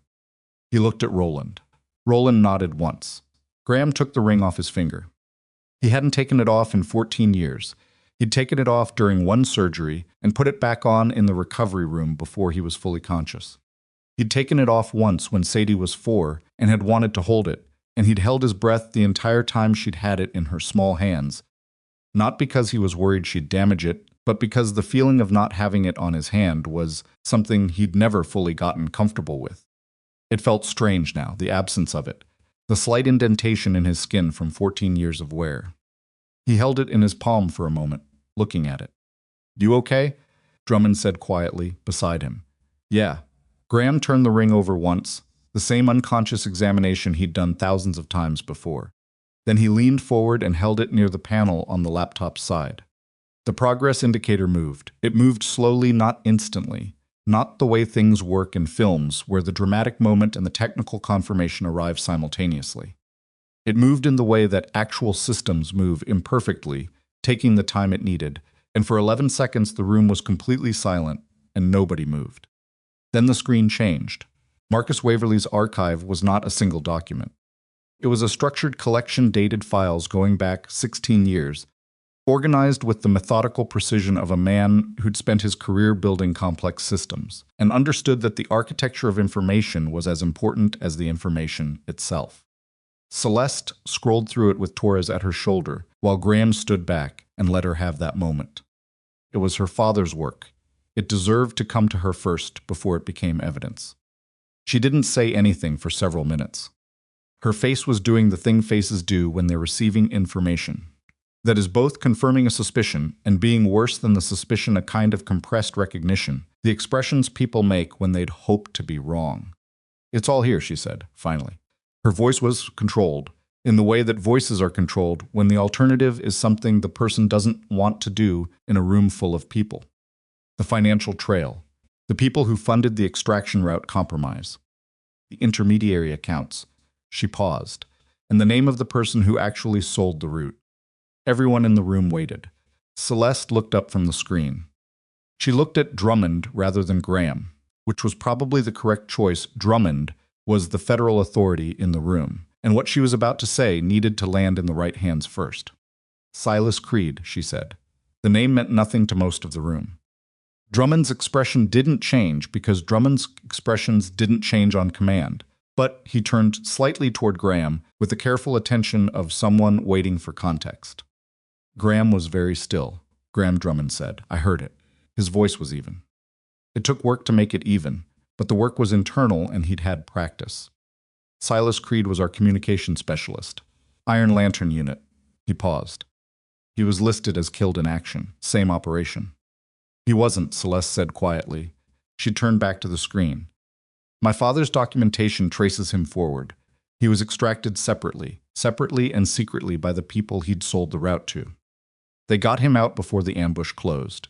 He's been operating under a series of assumed identities since. She scrolled further. Roland at the window straightened slightly. My father's notes reference you, she said. It wasn't an accusation. It was just a fact delivered flatly. He tracked the financial connections to Silas's handlers. He noted that you processed the logistics communication that would have included the extraction timing. He concluded that you either participated in the leak or had enough access to have identified it afterward. She paused. He also noted that you never benefited financially from any of it, which was what led him to conclude you'd been a witness rather than a participant. The room looked at Roland. Roland's face, for the first time since Graham had found him in the basement, showed something that didn't require interpretation. It was the specific expression of a person who has been carrying a version of themselves they're not proud of for a very long time, and has just had it named accurately by someone who deserved better from them. I'm sorry, Roland said. He said it to Celeste, not to the room. Your father deserved to hear that from me directly. He gave me the chance to come forward. I didn't take it fast enough. Celeste looked at him for a long moment. Her face was difficult to read, which Graham had come to understand was not a sign that she was feeling nothing, but a sign that she was feeling considerable things, and had spent years learning to not show them in rooms where showing them was a liability. We'll deal with that later, she said. She looked back at the screen. Right now I need someone to tell me whether Silas Creed knows we're here. The answer to that question arrived before anyone had finished formulating a response, and it arrived in the form of the building's power going out. Not a flicker, not a partial failure. A complete interruption, every light, every screen, every ventilation hum, gone simultaneously in the specific way that only happens when something has interrupted the feed at the source rather than at a circuit level. The laptop's battery held, which meant the archive was still on screen in the sudden darkness, the display casting a thin rectangular light across Celeste's face and the table surface. Torres had a flashlight out in under 2 seconds, which suggested she'd been holding it.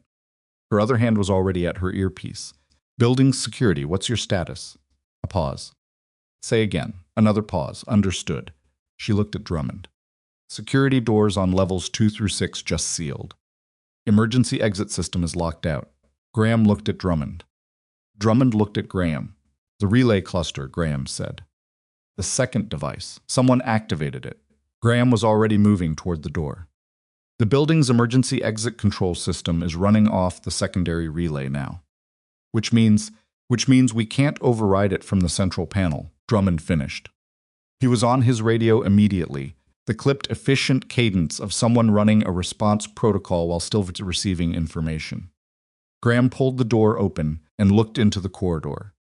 The emergency lighting had kicked in battery-powered units at 10-foot intervals, throwing the space into the yellowish half-dark of a power failure. The corridor was empty. He turned back to the room. Where is the secondary relay cluster physically located in this building? Torres answered before Celeste could. Level 2, service corridor, northeast corner. It's a shared building system. Waverly doesn't control it independently. Who does? Building facilities management. She paused. but the system can be accessed from any terminal with the right credentials. Graham thought about the device in the Alderton basement, about the two-part system command and execution. The command device had been extracted from the Alderton Center, but the execution device in the basement was still in place when he'd photographed it. If there was a parallel system here, or if the execution architecture had been extended to this location. Celeste, he turned the archive. Can you download it to an external drive? Everything as fast as possible. She was already ahead of him. Torres had produced a drive from somewhere, and Celeste had it plugged in before Graham finished the sentence. 60 seconds, she said. Drummond. Graham looked at the federal coordinator. Get the president to the stairwell on the west side. That stairwell runs to an external exit on ground level that's a separate system from the main emergency exits. It may not be locked, may not be. The secondary relay in the basement of the Alderton Center was wired specifically to the main exit control system. If this building's relay was installed by the same person with the same architecture, they'd have used the same targeting. West stairwell is an auxiliary exit separate circuit. Drummond looked at him for a beat that lasted approximately 1 second, which was the amount of time Drummond's particular version of trust required. Move, Drummond said to Okafor, who had the president's arm before the word was finished. The next 30 minutes had the quality of something Graham would remember in pieces, rather than as a sequence. The way extreme situations fragment themselves into discrete sensory moments, rather than continuous narrative. The weight of the flashlight Torres gave him, the sound of people moving through the darkened corridor with controlled urgency. The specific temperature change at the stairwell door that told him the auxiliary exit below was open to outside air. The west stairwell was not locked. The door, at ground level, opened onto a service lane running behind the building, where Drummond's people were already repositioning the president's security detail. Vance moved through the doorway and into the controlled perimeter without incident, which should have been the relief that it was, but felt instead like the beginning of something rather than the resolution. Because Roland Mercer was not with them. Graham had done a count at the stairwell door. It was automatic, ingrained, the same habit from years of being responsible for knowing who was in a space, and Roland was missing. He stopped on the stairwell landing. Torres. Where's Mercer? Torres was 3 steps below him. She turned, did her own count with her eyes, and her expression did the specific thing that security professionals' expressions do when they've missed something. He was behind me on level 4. He peeled off. Graham looked back up the stairwell. He went back for something. Or someone came for him, Torres said. Both possibilities were bad in different ways. Graham looked at Drummond through the doorway. The federal coordinator was outside, in the service lane, running the evacuation. Graham caught his eye and made a brief gesture upward, which Drummond read correctly, because Drummond had spent enough time around Graham in the last 4 hours to have started developing a working shorthand. Drummond shook his head slightly. The gesture was clear. Don't. Graham respected that for approximately 4 seconds. Then he went back up the stairs. Level 4 was empty in the way that spaces become empty when everyone has just left them chairs slightly displaced, a jacket draped over a chair that someone had abandoned, Torres's flashlight having taken its light with her.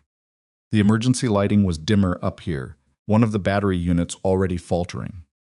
Graham moved through the corridor with the particular economy of someone who has learned to navigate dark spaces without announcing himself. He'd left his tool bag in the briefing room, checked it mentally, noted the loss, moved past it, but he still has had his flashlight, and he kept it off. He found them in the archive room. The door was partially open. Through the gap, in the thin light of the laptop screen, still running on battery, still showing Marcus Waverly's archive, he could see Roland Mercer standing near the table, and he could see the man standing across from him. The man was roughly Graham's height, leaner, with the particular posture of someone whose body had been trained for specific purposes and had never entirely let go of them. Gray at the temples. A face that Graham's memory had to do significant reconstruction work to map onto a 14-year-old image, because 14 years changed people in ways that the mind doesn't entirely account for when it builds its internal records. But the eyes were the same. The way he stood was the same. The particular quality of absolute stillness that some people develop when they've learned that telegraphing movement is a vulnerability that was exactly the same. Silas Creed. Graham stayed in the doorway and listened. Don't actually want the archive, Roland was saying. His voice was measured. He was trying to hold the conversation in a specific shape, which told Graham that the conversation had started in a different shape, and Roland was working to redirect it. What's on it can't be undone. Deleting it here doesn't delete what Drummond's team already. You don't know what Drummond's team has, Silas said. His voice was lower than Graham remembered, and rougher. 14 years of living as someone else. You know what you think they have. I know what was downloaded to the external drive before you cut the power. I watched it happen. That drive is in this room. Silas's eyes moved to the table, where the drive was still plugged into the laptop. The download had completed, the progress indicator had been at 100% when the lights went out. And there are 2 of us in this room. There are 3, Graham said. He pushed the door fully open and stepped in. The way Silas moved was not dramatic. It was the absence of drama, a single smooth half-turn, controlled and economical, the kind of movement that looked like it cost nothing, but actually cost years of practice. His eyes found Graham in the low light and stayed there. Graham Rourke, Silas said. I thought you were dead, Graham said. I know. Something moved across Silas's face, not guilt, not regret, something that Graham couldn't entirely categorize, which bothered him. He had expected one of those 2 things. For what it's worth, I'm aware of what that cost you. Don't. Graham stepped further into the room, putting himself between Silas and the laptop. Not because the laptop was his primary concern right now, but because the geometry of the room required someone in that position, and he was the one who'd walked in last. Don't tell me what you're aware of. Tell me why you were in the building this morning. Tell me how you placed the second relay device. I have contractors, Silas said. People who handle physical logistics. The device was placed by someone else. Who activates it? Remote command. Silas looked at him steadily. This isn't an extraction. I'm not here to hurt anyone. I'm here to contain something that... You're here to destroy the archive, Graham said. I'm here to prevent a sequence of events that will not end the way you think it will. Silas's voice was still calm, which was the most dangerous thing about it. Calm was a choice, and choices had reasons. The archive exposes 3 people. Roland, who is already in this room and already cooperating. Me, and one other person, someone who is not a contractor, not a defense industry middleman, not someone who can be handed to a prosecutor and contained there. The room was quiet. Roland, near the window, had gone very still. Who? Graham said. Silas looked at him for a moment, with the expression of someone who is deciding whether telling the truth is a smaller catastrophe than the alternative. The person who originally ordered the compromise of the Iron Lantern extraction route, Silas said carefully, was a sitting member of the National Security Council. He's no longer on the council. He now occupies a different position. Name, Graham said. If I give you that name and what's on that archive confirms it, you are going to light a fire that will consume more than just the people responsible. Silas kept his voice even. There are operations currently running that depend on structural relationships this will collapse. There are people in the field right now who name. Graham's voice hadn't changed. Still level. The effort required to keep it level was considerable, and he was spending it deliberately. Stop explaining the consequences to me. I've been living in the consequences for 14 years. My brother died in the consequences.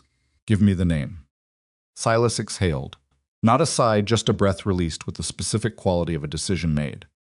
Hartley Voss, he said. He was NSC Deputy Director for Covert Operations 14 years ago. He ordered the compromise because the mission's success would have exposed a parallel operation he was running in the same region, one that wasn't authorized, wasn't congressional, and would have ended his career and potentially his freedom. Silas paused. He is currently the Director of National Intelligence. The room absorbed this. Graham looked at the ring in his left hand, which he'd put back on in the stairwell without fully registering doing it. He thought about Logan. About the last radio transmission Graham had heard from him, before the communications went out 5 words, clipped and clear, I've got the South Corridor and then nothing. About carrying Arthur Vance through a burning building while his brother bought them the time to get out. About filing his after-action report and having it redacted into oblivion within 72 hours. About accepting a medical discharge and a maintenance certification and a quiet life in a city where nobody knew his name, and telling himself every year that the truth was buried too deep to reach. He thought about Sadie asking, last night, whether he still had the ring on. It doesn't matter who gets burned, Graham said. Logan died because someone decided his life was worth less than their career. That's not a trade I'm going to validate by staying quiet now. Silas looked at him for a long moment. I know, Silas said.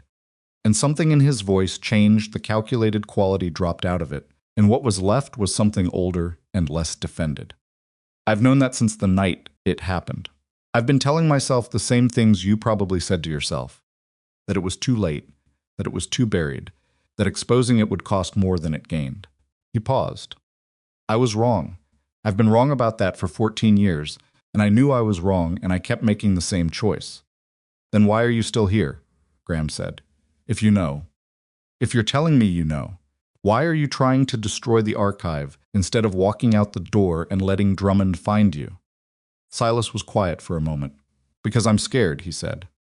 The honesty of it was so unexpected that it landed differently than anything else he'd said.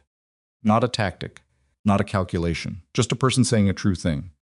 That's honest, Graham said. It's the only honest thing I've said in 14 years. It's enough to start with. Graham looked at him steadily. Step away from the table. Don't go near the drive. And when Drummond comes through that door in approximately, he glanced at the door, estimating. 3 minutes, you tell him everything. The name, the operation, the architecture of how it was funded and run. Everything. Silas didn't move immediately. He stood in the middle of the room, looking at Graham with the particular expression of a person weighing what they are against what they might still have time to be. Then he stepped back from the table. Drummond came through the door in 4 minutes, not 3, with Torres and 2 federal agents Graham didn't recognize. He took in the room Roland near the window, Silas 3 feet from the table, Graham standing between them, and processed it with the economy of someone who'd developed considerable practice at walking into situations and rapidly determining who was arrested and who wasn't. Creed, Drummond said. Yes, Silas said. You're under federal detention effective now. Drummond looked at Graham. You all right? Fine. Graham stepped aside to let the agents through. He's cooperating. He has information you need immediately. It goes beyond the archive. Drummond raised an eyebrow. Hartley Voss, Graham said. Drummond's expression did the thing it rarely did, which was change rapidly and significantly. He pulled out his radio. Graham left him to it. He walked to the table, unplugged the external drive, and held it for a moment. The weight of it was negligible, smaller than a thumb, lighter than a set of keys. He set it on the table in front of Roland. Take it to Celeste, Graham said. Roland looked at it, then at Graham. Why are you giving it to me? Because you've had 14 years to make the right choice, and you've been circling it without landing, Graham said. Land now. Give it to her yourself. It'll mean something different coming from you than coming from me. Roland picked up the drive. He held it with the care of someone handling something breakable, which it wasn't physically, but the thing it contained was. He went to find Celeste. The power came back on at 11:47, restored by the building's facilities team, once Drummond's people had physically bypassed the secondary relay cluster and severed its connection to the exit control system. The emergency lights blinked out in sequence as the main system reasserted itself, and the ventilations resumed its ambient hum, and the building became a building again rather than a sealed container. In the hours that followed, Graham did a number of things that were not dramatic. He gave a statement to Drummond's team that lasted 90 minutes and covered every technical detail he could provide about both devices, the pulse sequence architecture, and the timeline of his observations from the moment he'd arrived at the Alderton Center 4 days earlier. He gave a separate statement, shorter, to a federal investigator who arrived with specific clearance and specific questions about Operation Iron Lantern, its personnel, and the events of its final 30 minutes. Graham answered every question. He didn't editorialize. He didn't ask for anything in return. He called Sadie at 2:30 in the afternoon. She picked up on the first ring, Dad. Yeah. You're okay. Not a question, she'd already decided that, based on the fact that he was calling, which was consistent with the emotional logic of a 13-year-old who had grown up knowing her father went into situations that most people didn't. I'm okay, he confirmed. Some things happened. I'll tell you when I get home. A pause on her end. He could hear her breathing, which she did audibly when she was working something out. Is it good or bad? He thought about that honestly, the way the question deserved. He thought about the drive in Drummond's possession, and Silas in federal custody, and Roland walking toward Celeste with his father's archive in his hand. He thought about the name Hartley Voss, which was already moving through channels that would not be gentle with it. He thought about Logan. It's not simple, he said, but I think it's finally honest. Sadie was quiet for a moment. Then, did you eat? He almost laughed, which was the correct response to the question, and the most honest thing he'd done in the last several hours. Not yet, Dino. Eat something. Right now. I'm not kidding. All right. He looked around the service lane, where he'd been standing for the call, the afternoon light coming at a low angle between the buildings. Somewhere nearby, there was a food truck he'd noticed on the walk-in. I'll find something. Text me when you do, I will. Dad? Yeah. Another pause. Longer this time, the kind she took when she was going to say something she'd been holding for a while. Uncle Logan would be really proud of you right now, she said. Graham pressed his thumb against the ring. I know, he said. I think he'd say it was about time. The food truck was a taco stand run by a man named Eddie, who had a handwritten menu on a whiteboard and a radio playing something with too much bass for 2 in the afternoon. Graham stood at the window and ordered 2 tacos and a bottle of water, and ate them standing at the counter shelf along the truck's side, looking at the building across the street where federal investigators were still moving in and out through the service entrance. The tacos were uneven. One had too much salt, the other not enough, and the tortilla on the second one split when he picked it up, dropping half its contents onto the shelf. He ate what remained and didn't think about it too hard. He texted Sadie eating 2 tacos. Don't ask about the quality. She replied in under 30 seconds. Better than nothing. Call me tonight.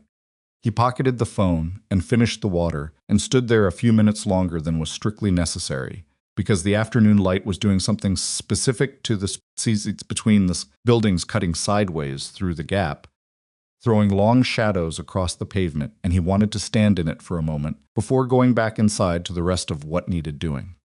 He'd been carrying the weight of Iron Lantern for 14 years.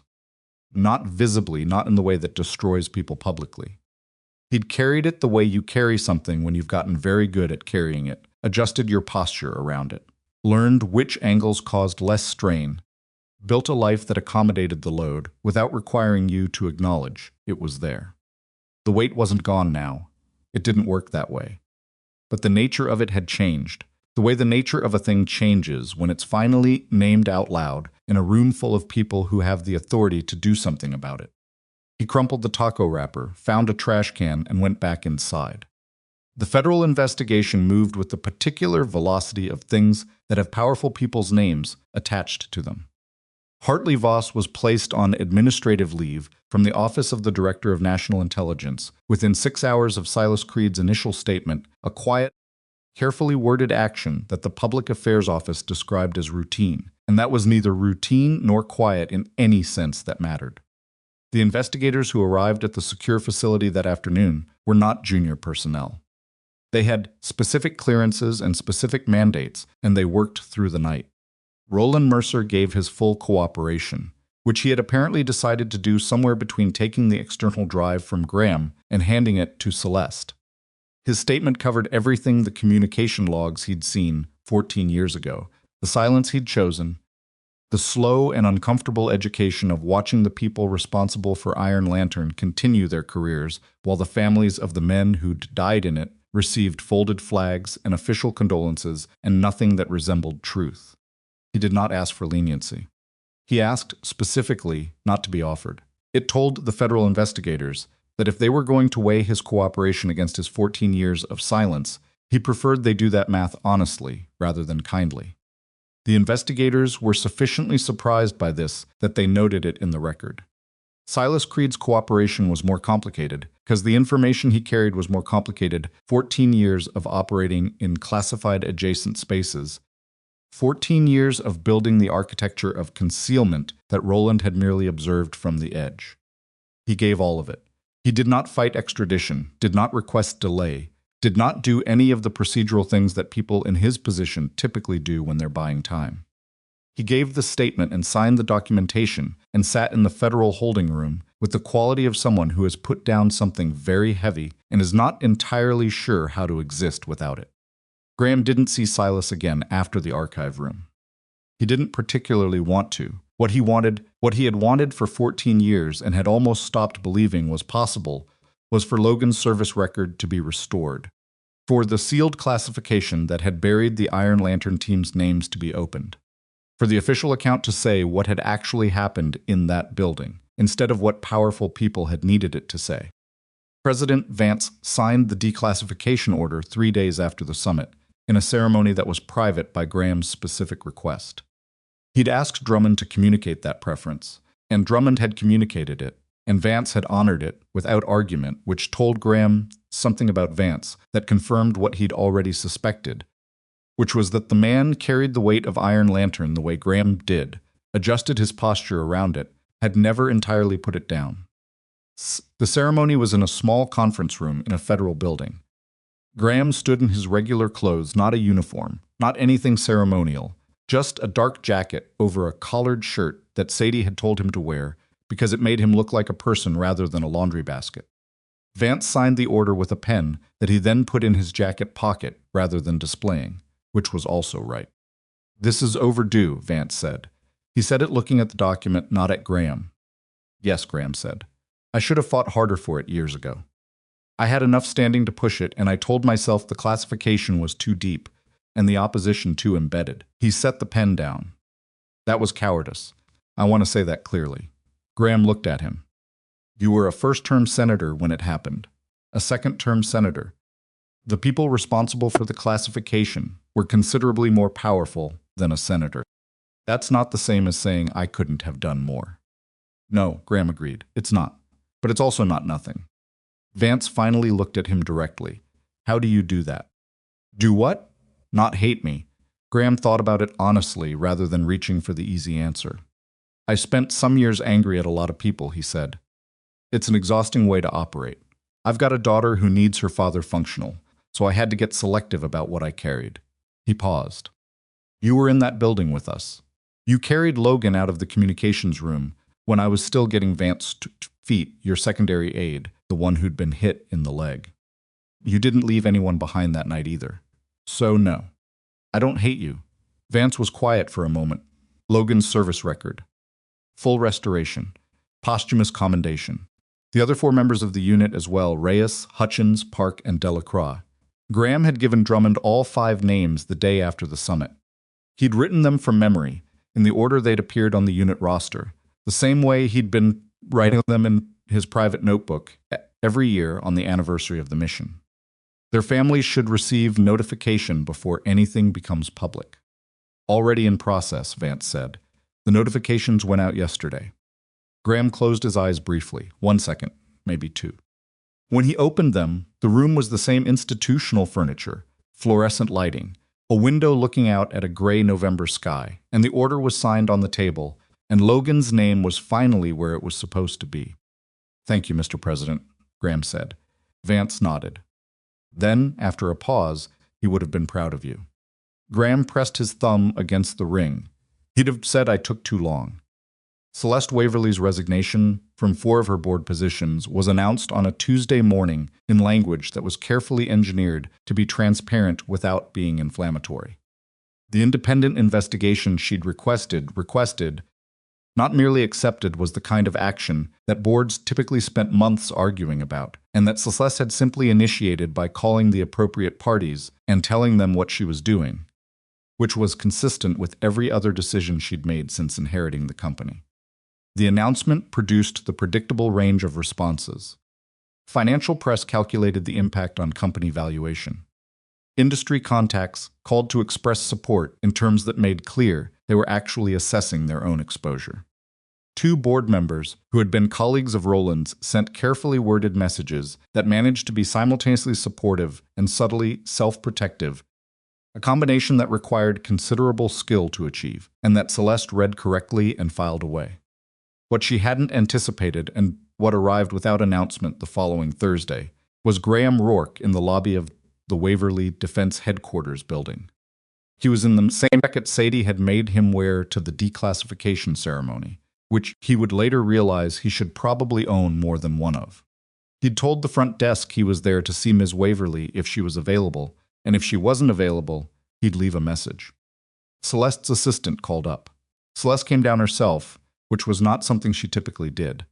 She looked at him across the lobby with the particular expression she'd been wearing in most of their interactions, measured, assessing, not unfriendly, but not yet, whatever came after, not unfriendly. "You could have called," she said. "I know. I wanted to say this in person." "All right." She gestured toward the seating area near the lobby windows, not her office, not a conference room. Just 2 chairs in a semi-public space, which said something about the kind of conversation she was expecting. They sat down. Graham had thought about what he wanted to say on the drive over, which was long enough that he'd had time to go through several versions and discard them. What remained was the simplest version, which was usually the right one. "Your father knew what he was doing when he built that archive," Graham said. "Not just the technical architecture, the whole thing. He knew who he wanted to have the ring, and he knew who he wanted to open the system, and he built it so that the truth would only come out if those 2 things happened at the same time. In the same place." He paused. He was protecting the evidence, and he was protecting you. And he was making a bet that eventually the right people would end up in the same room. Celeste looked at the window. The November light was coming through at a low angle, the same quality it had in the service lane the day of the summit. "He could have told me," she said. "He could have just told me." "He could have," Graham agreed. "And you would have tried to act on it, and you would have become a target before the evidence was in the right hands." He looked at her. "He knew who you were. That's why he didn't tell you, not because he didn't trust you, but because he trusted you completely and understood exactly what you'd do with the information before it was safe to use it." She was quiet for a moment. The lobby moved around them. People coming in and out, the soft percussion of a working building, and Celeste sat in the center of it, with the stillness she brought to every space she occupied. "I misjudged you," she said. "At the summit. The ring I let Bennett's framing affect my assessment.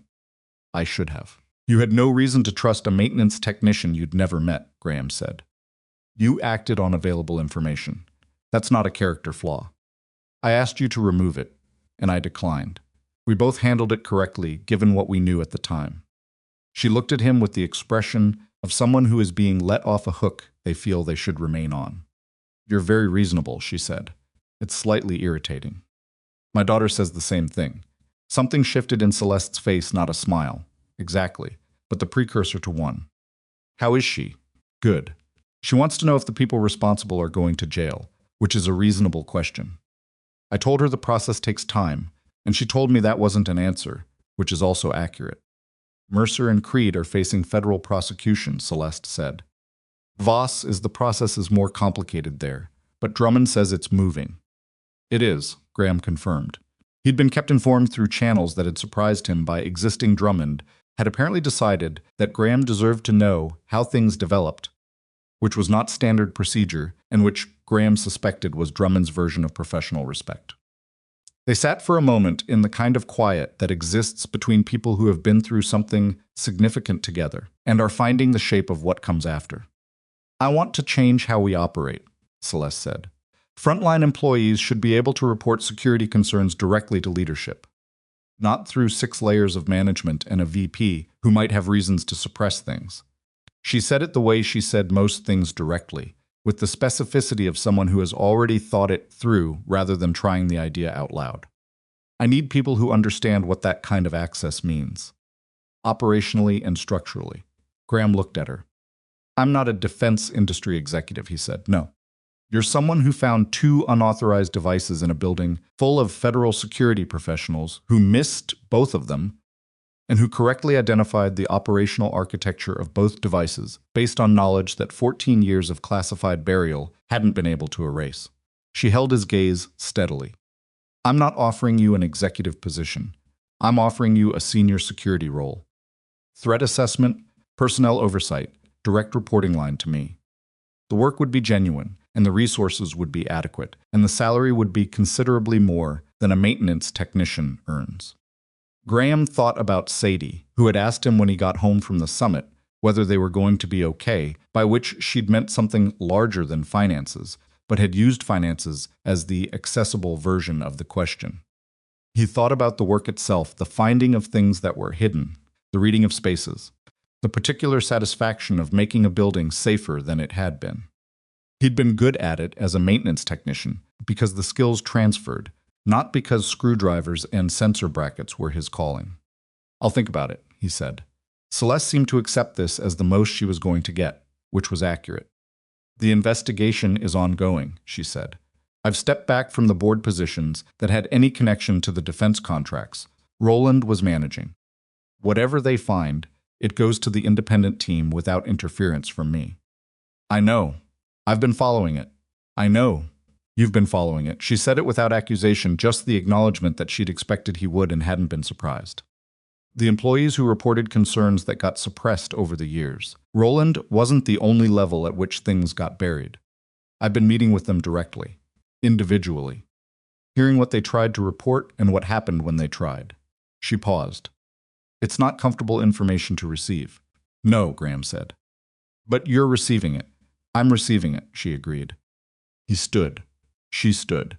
They looked at each other across the space of everything that had happened in the past 2 weeks, the lobby and the basement and the lobby again, the summit and the dark stairwell and the archive room where Marcus Waverley's years of careful work had finally opened.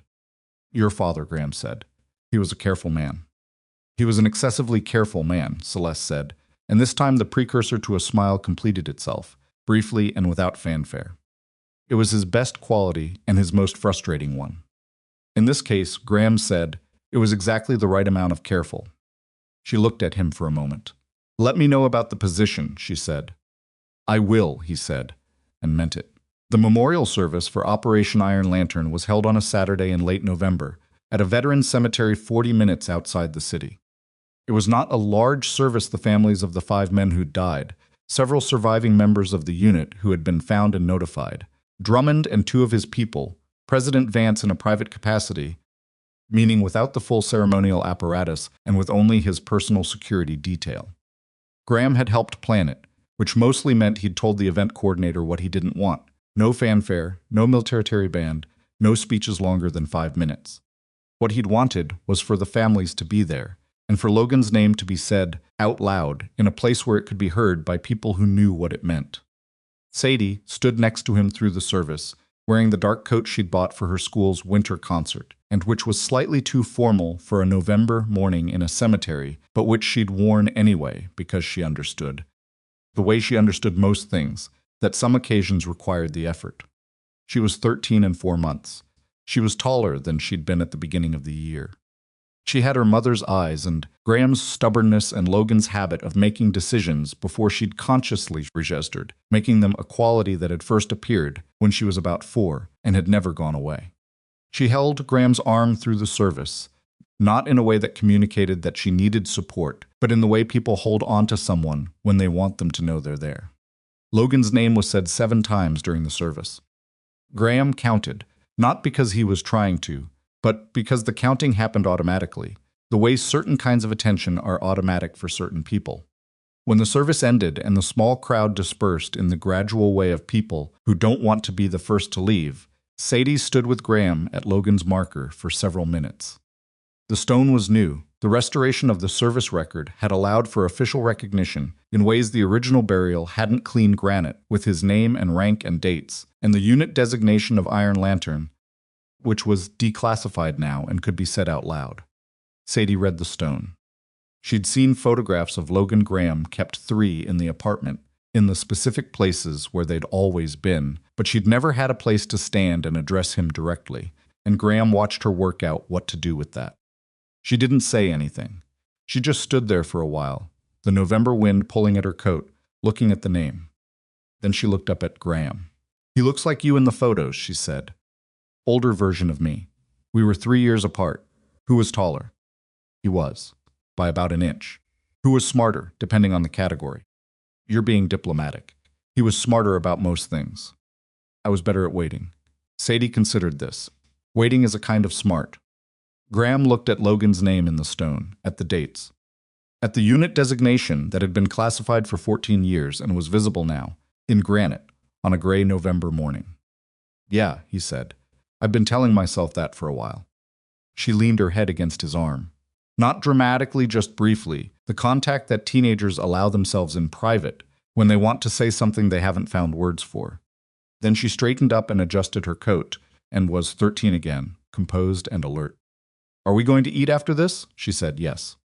Somewhere with actual food, not a vending machine and a thermos of cold coffee. I was thinking a real restaurant. She considered this. Okay, but you're paying. I'm always paying, I know. I'd just like to establish that we're in agreement. He put his arm around her shoulders for a moment, and she allowed it, and they stood at Logan's Stone for another minute before walking back toward the parking area through the November light. Graham accepted Celeste's offer 2 weeks later, on a Tuesday morning, over a phone call that lasted approximately 8 minutes. He gave her his answer first, and then they talked through the logistics, which was his preferred sequence: decide the important thing, then handle the details. The transition from the maintenance contract took longer than either of them expected, partly because the Alderton Center's facilities manager was genuinely put out, and partly because Graham wanted to complete the outstanding work orders rather than leave them for someone else. He finished the work orders. He filed his final maintenance log with the same care he'd given to all the others, because the care wasn't about who was reading them. His first week at Waverly Defense, he walked the entire headquarters building, the same way he'd walked the Alderton Center slowly, without an agenda, letting the space show him its logic. He found 2 security gaps that the existing protocols had missed, one significant and one less so, and wrote them up with the same plain language precision he'd used for maintenance reports. He delivered the report to Celeste on a Friday afternoon, setting it on her desk without ceremony. She read the first page, looked up, and said, "How long did this take you?" 3 days. "How long has the existing security team been working this building?" 7 years. She looked at the report and didn't say anything for a moment. "Welcome to the company," she said. He didn't perform the moment. He just nodded, picked up his access badge, and went to look at the rest of the building. There are things people carry for a long time that they call by other names, because the real name is too heavy to say out loud. They call it moving on, or adjusting, or being realistic, or making peace. They build lives that work around the weight of the thing, rather than confronting it, and the lives are real, and the love inside them is real, and the work is real. But there is always the specific gravity of the named thing, pulling at the edges of everything. Graham had called his grief by other names for 14 years. He'd called it routine and stability and being present for Sadie and not dwelling on what couldn't be changed. Those things were true. They were also how you carry something you haven't been able to put down.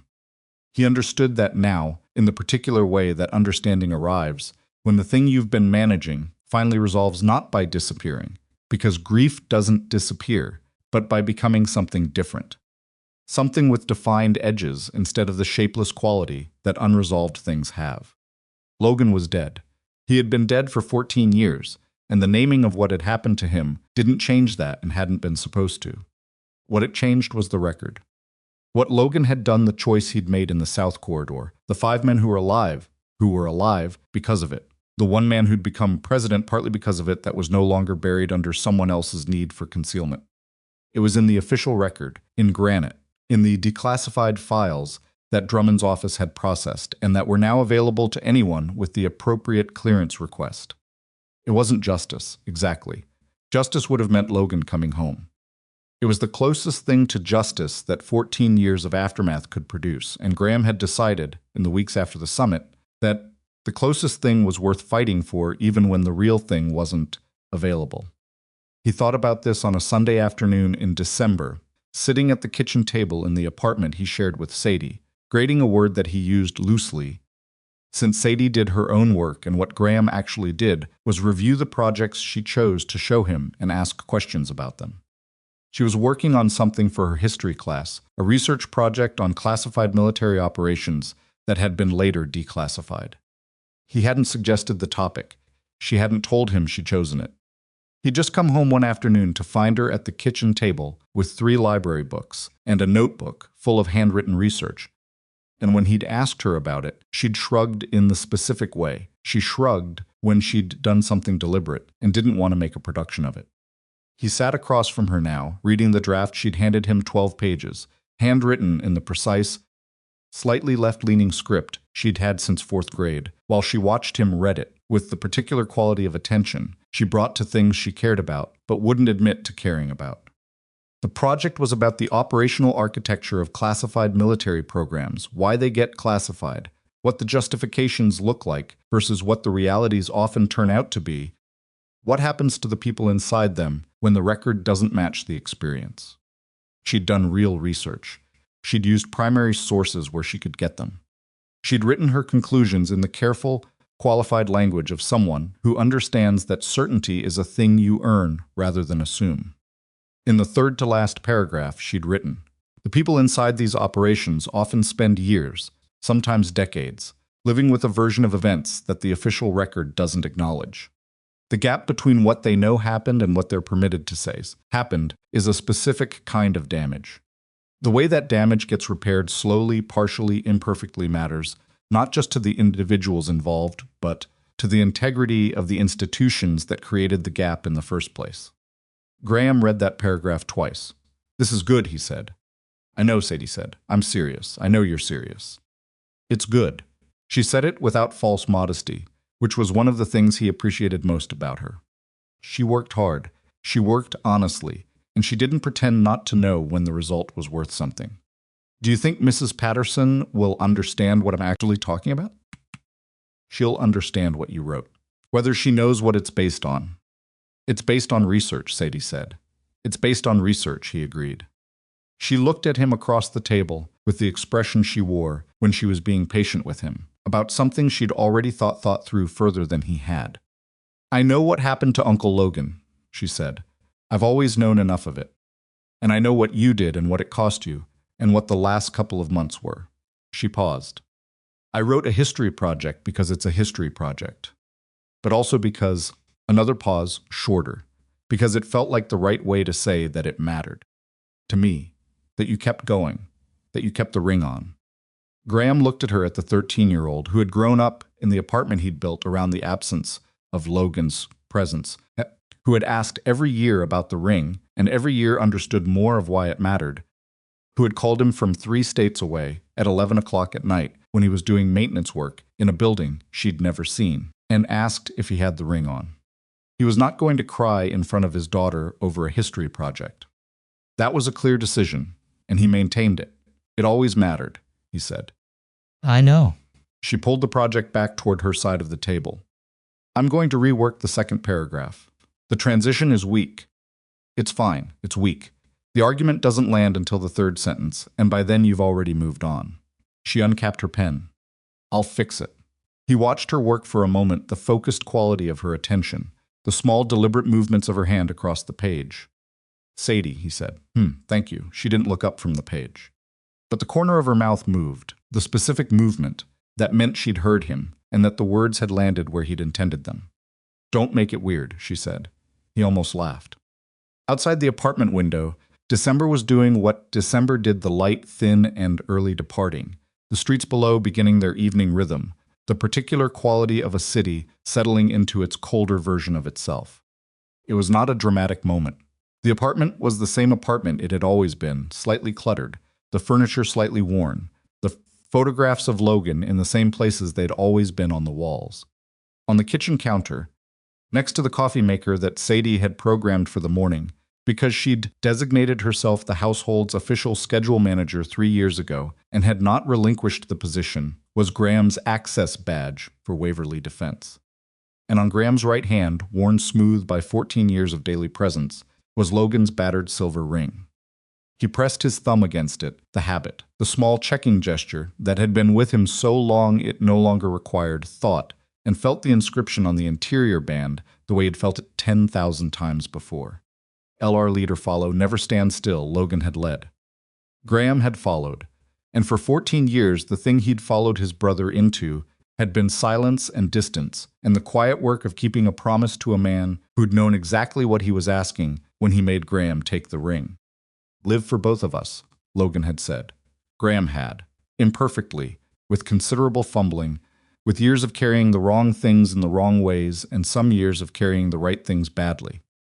He'd made mistakes as a father and mistakes as a son, and the specific mistake of spending too long believing that the truth was too buried to be worth digging for. But he'd lived. He'd raised Sadie. He'd kept the ring on.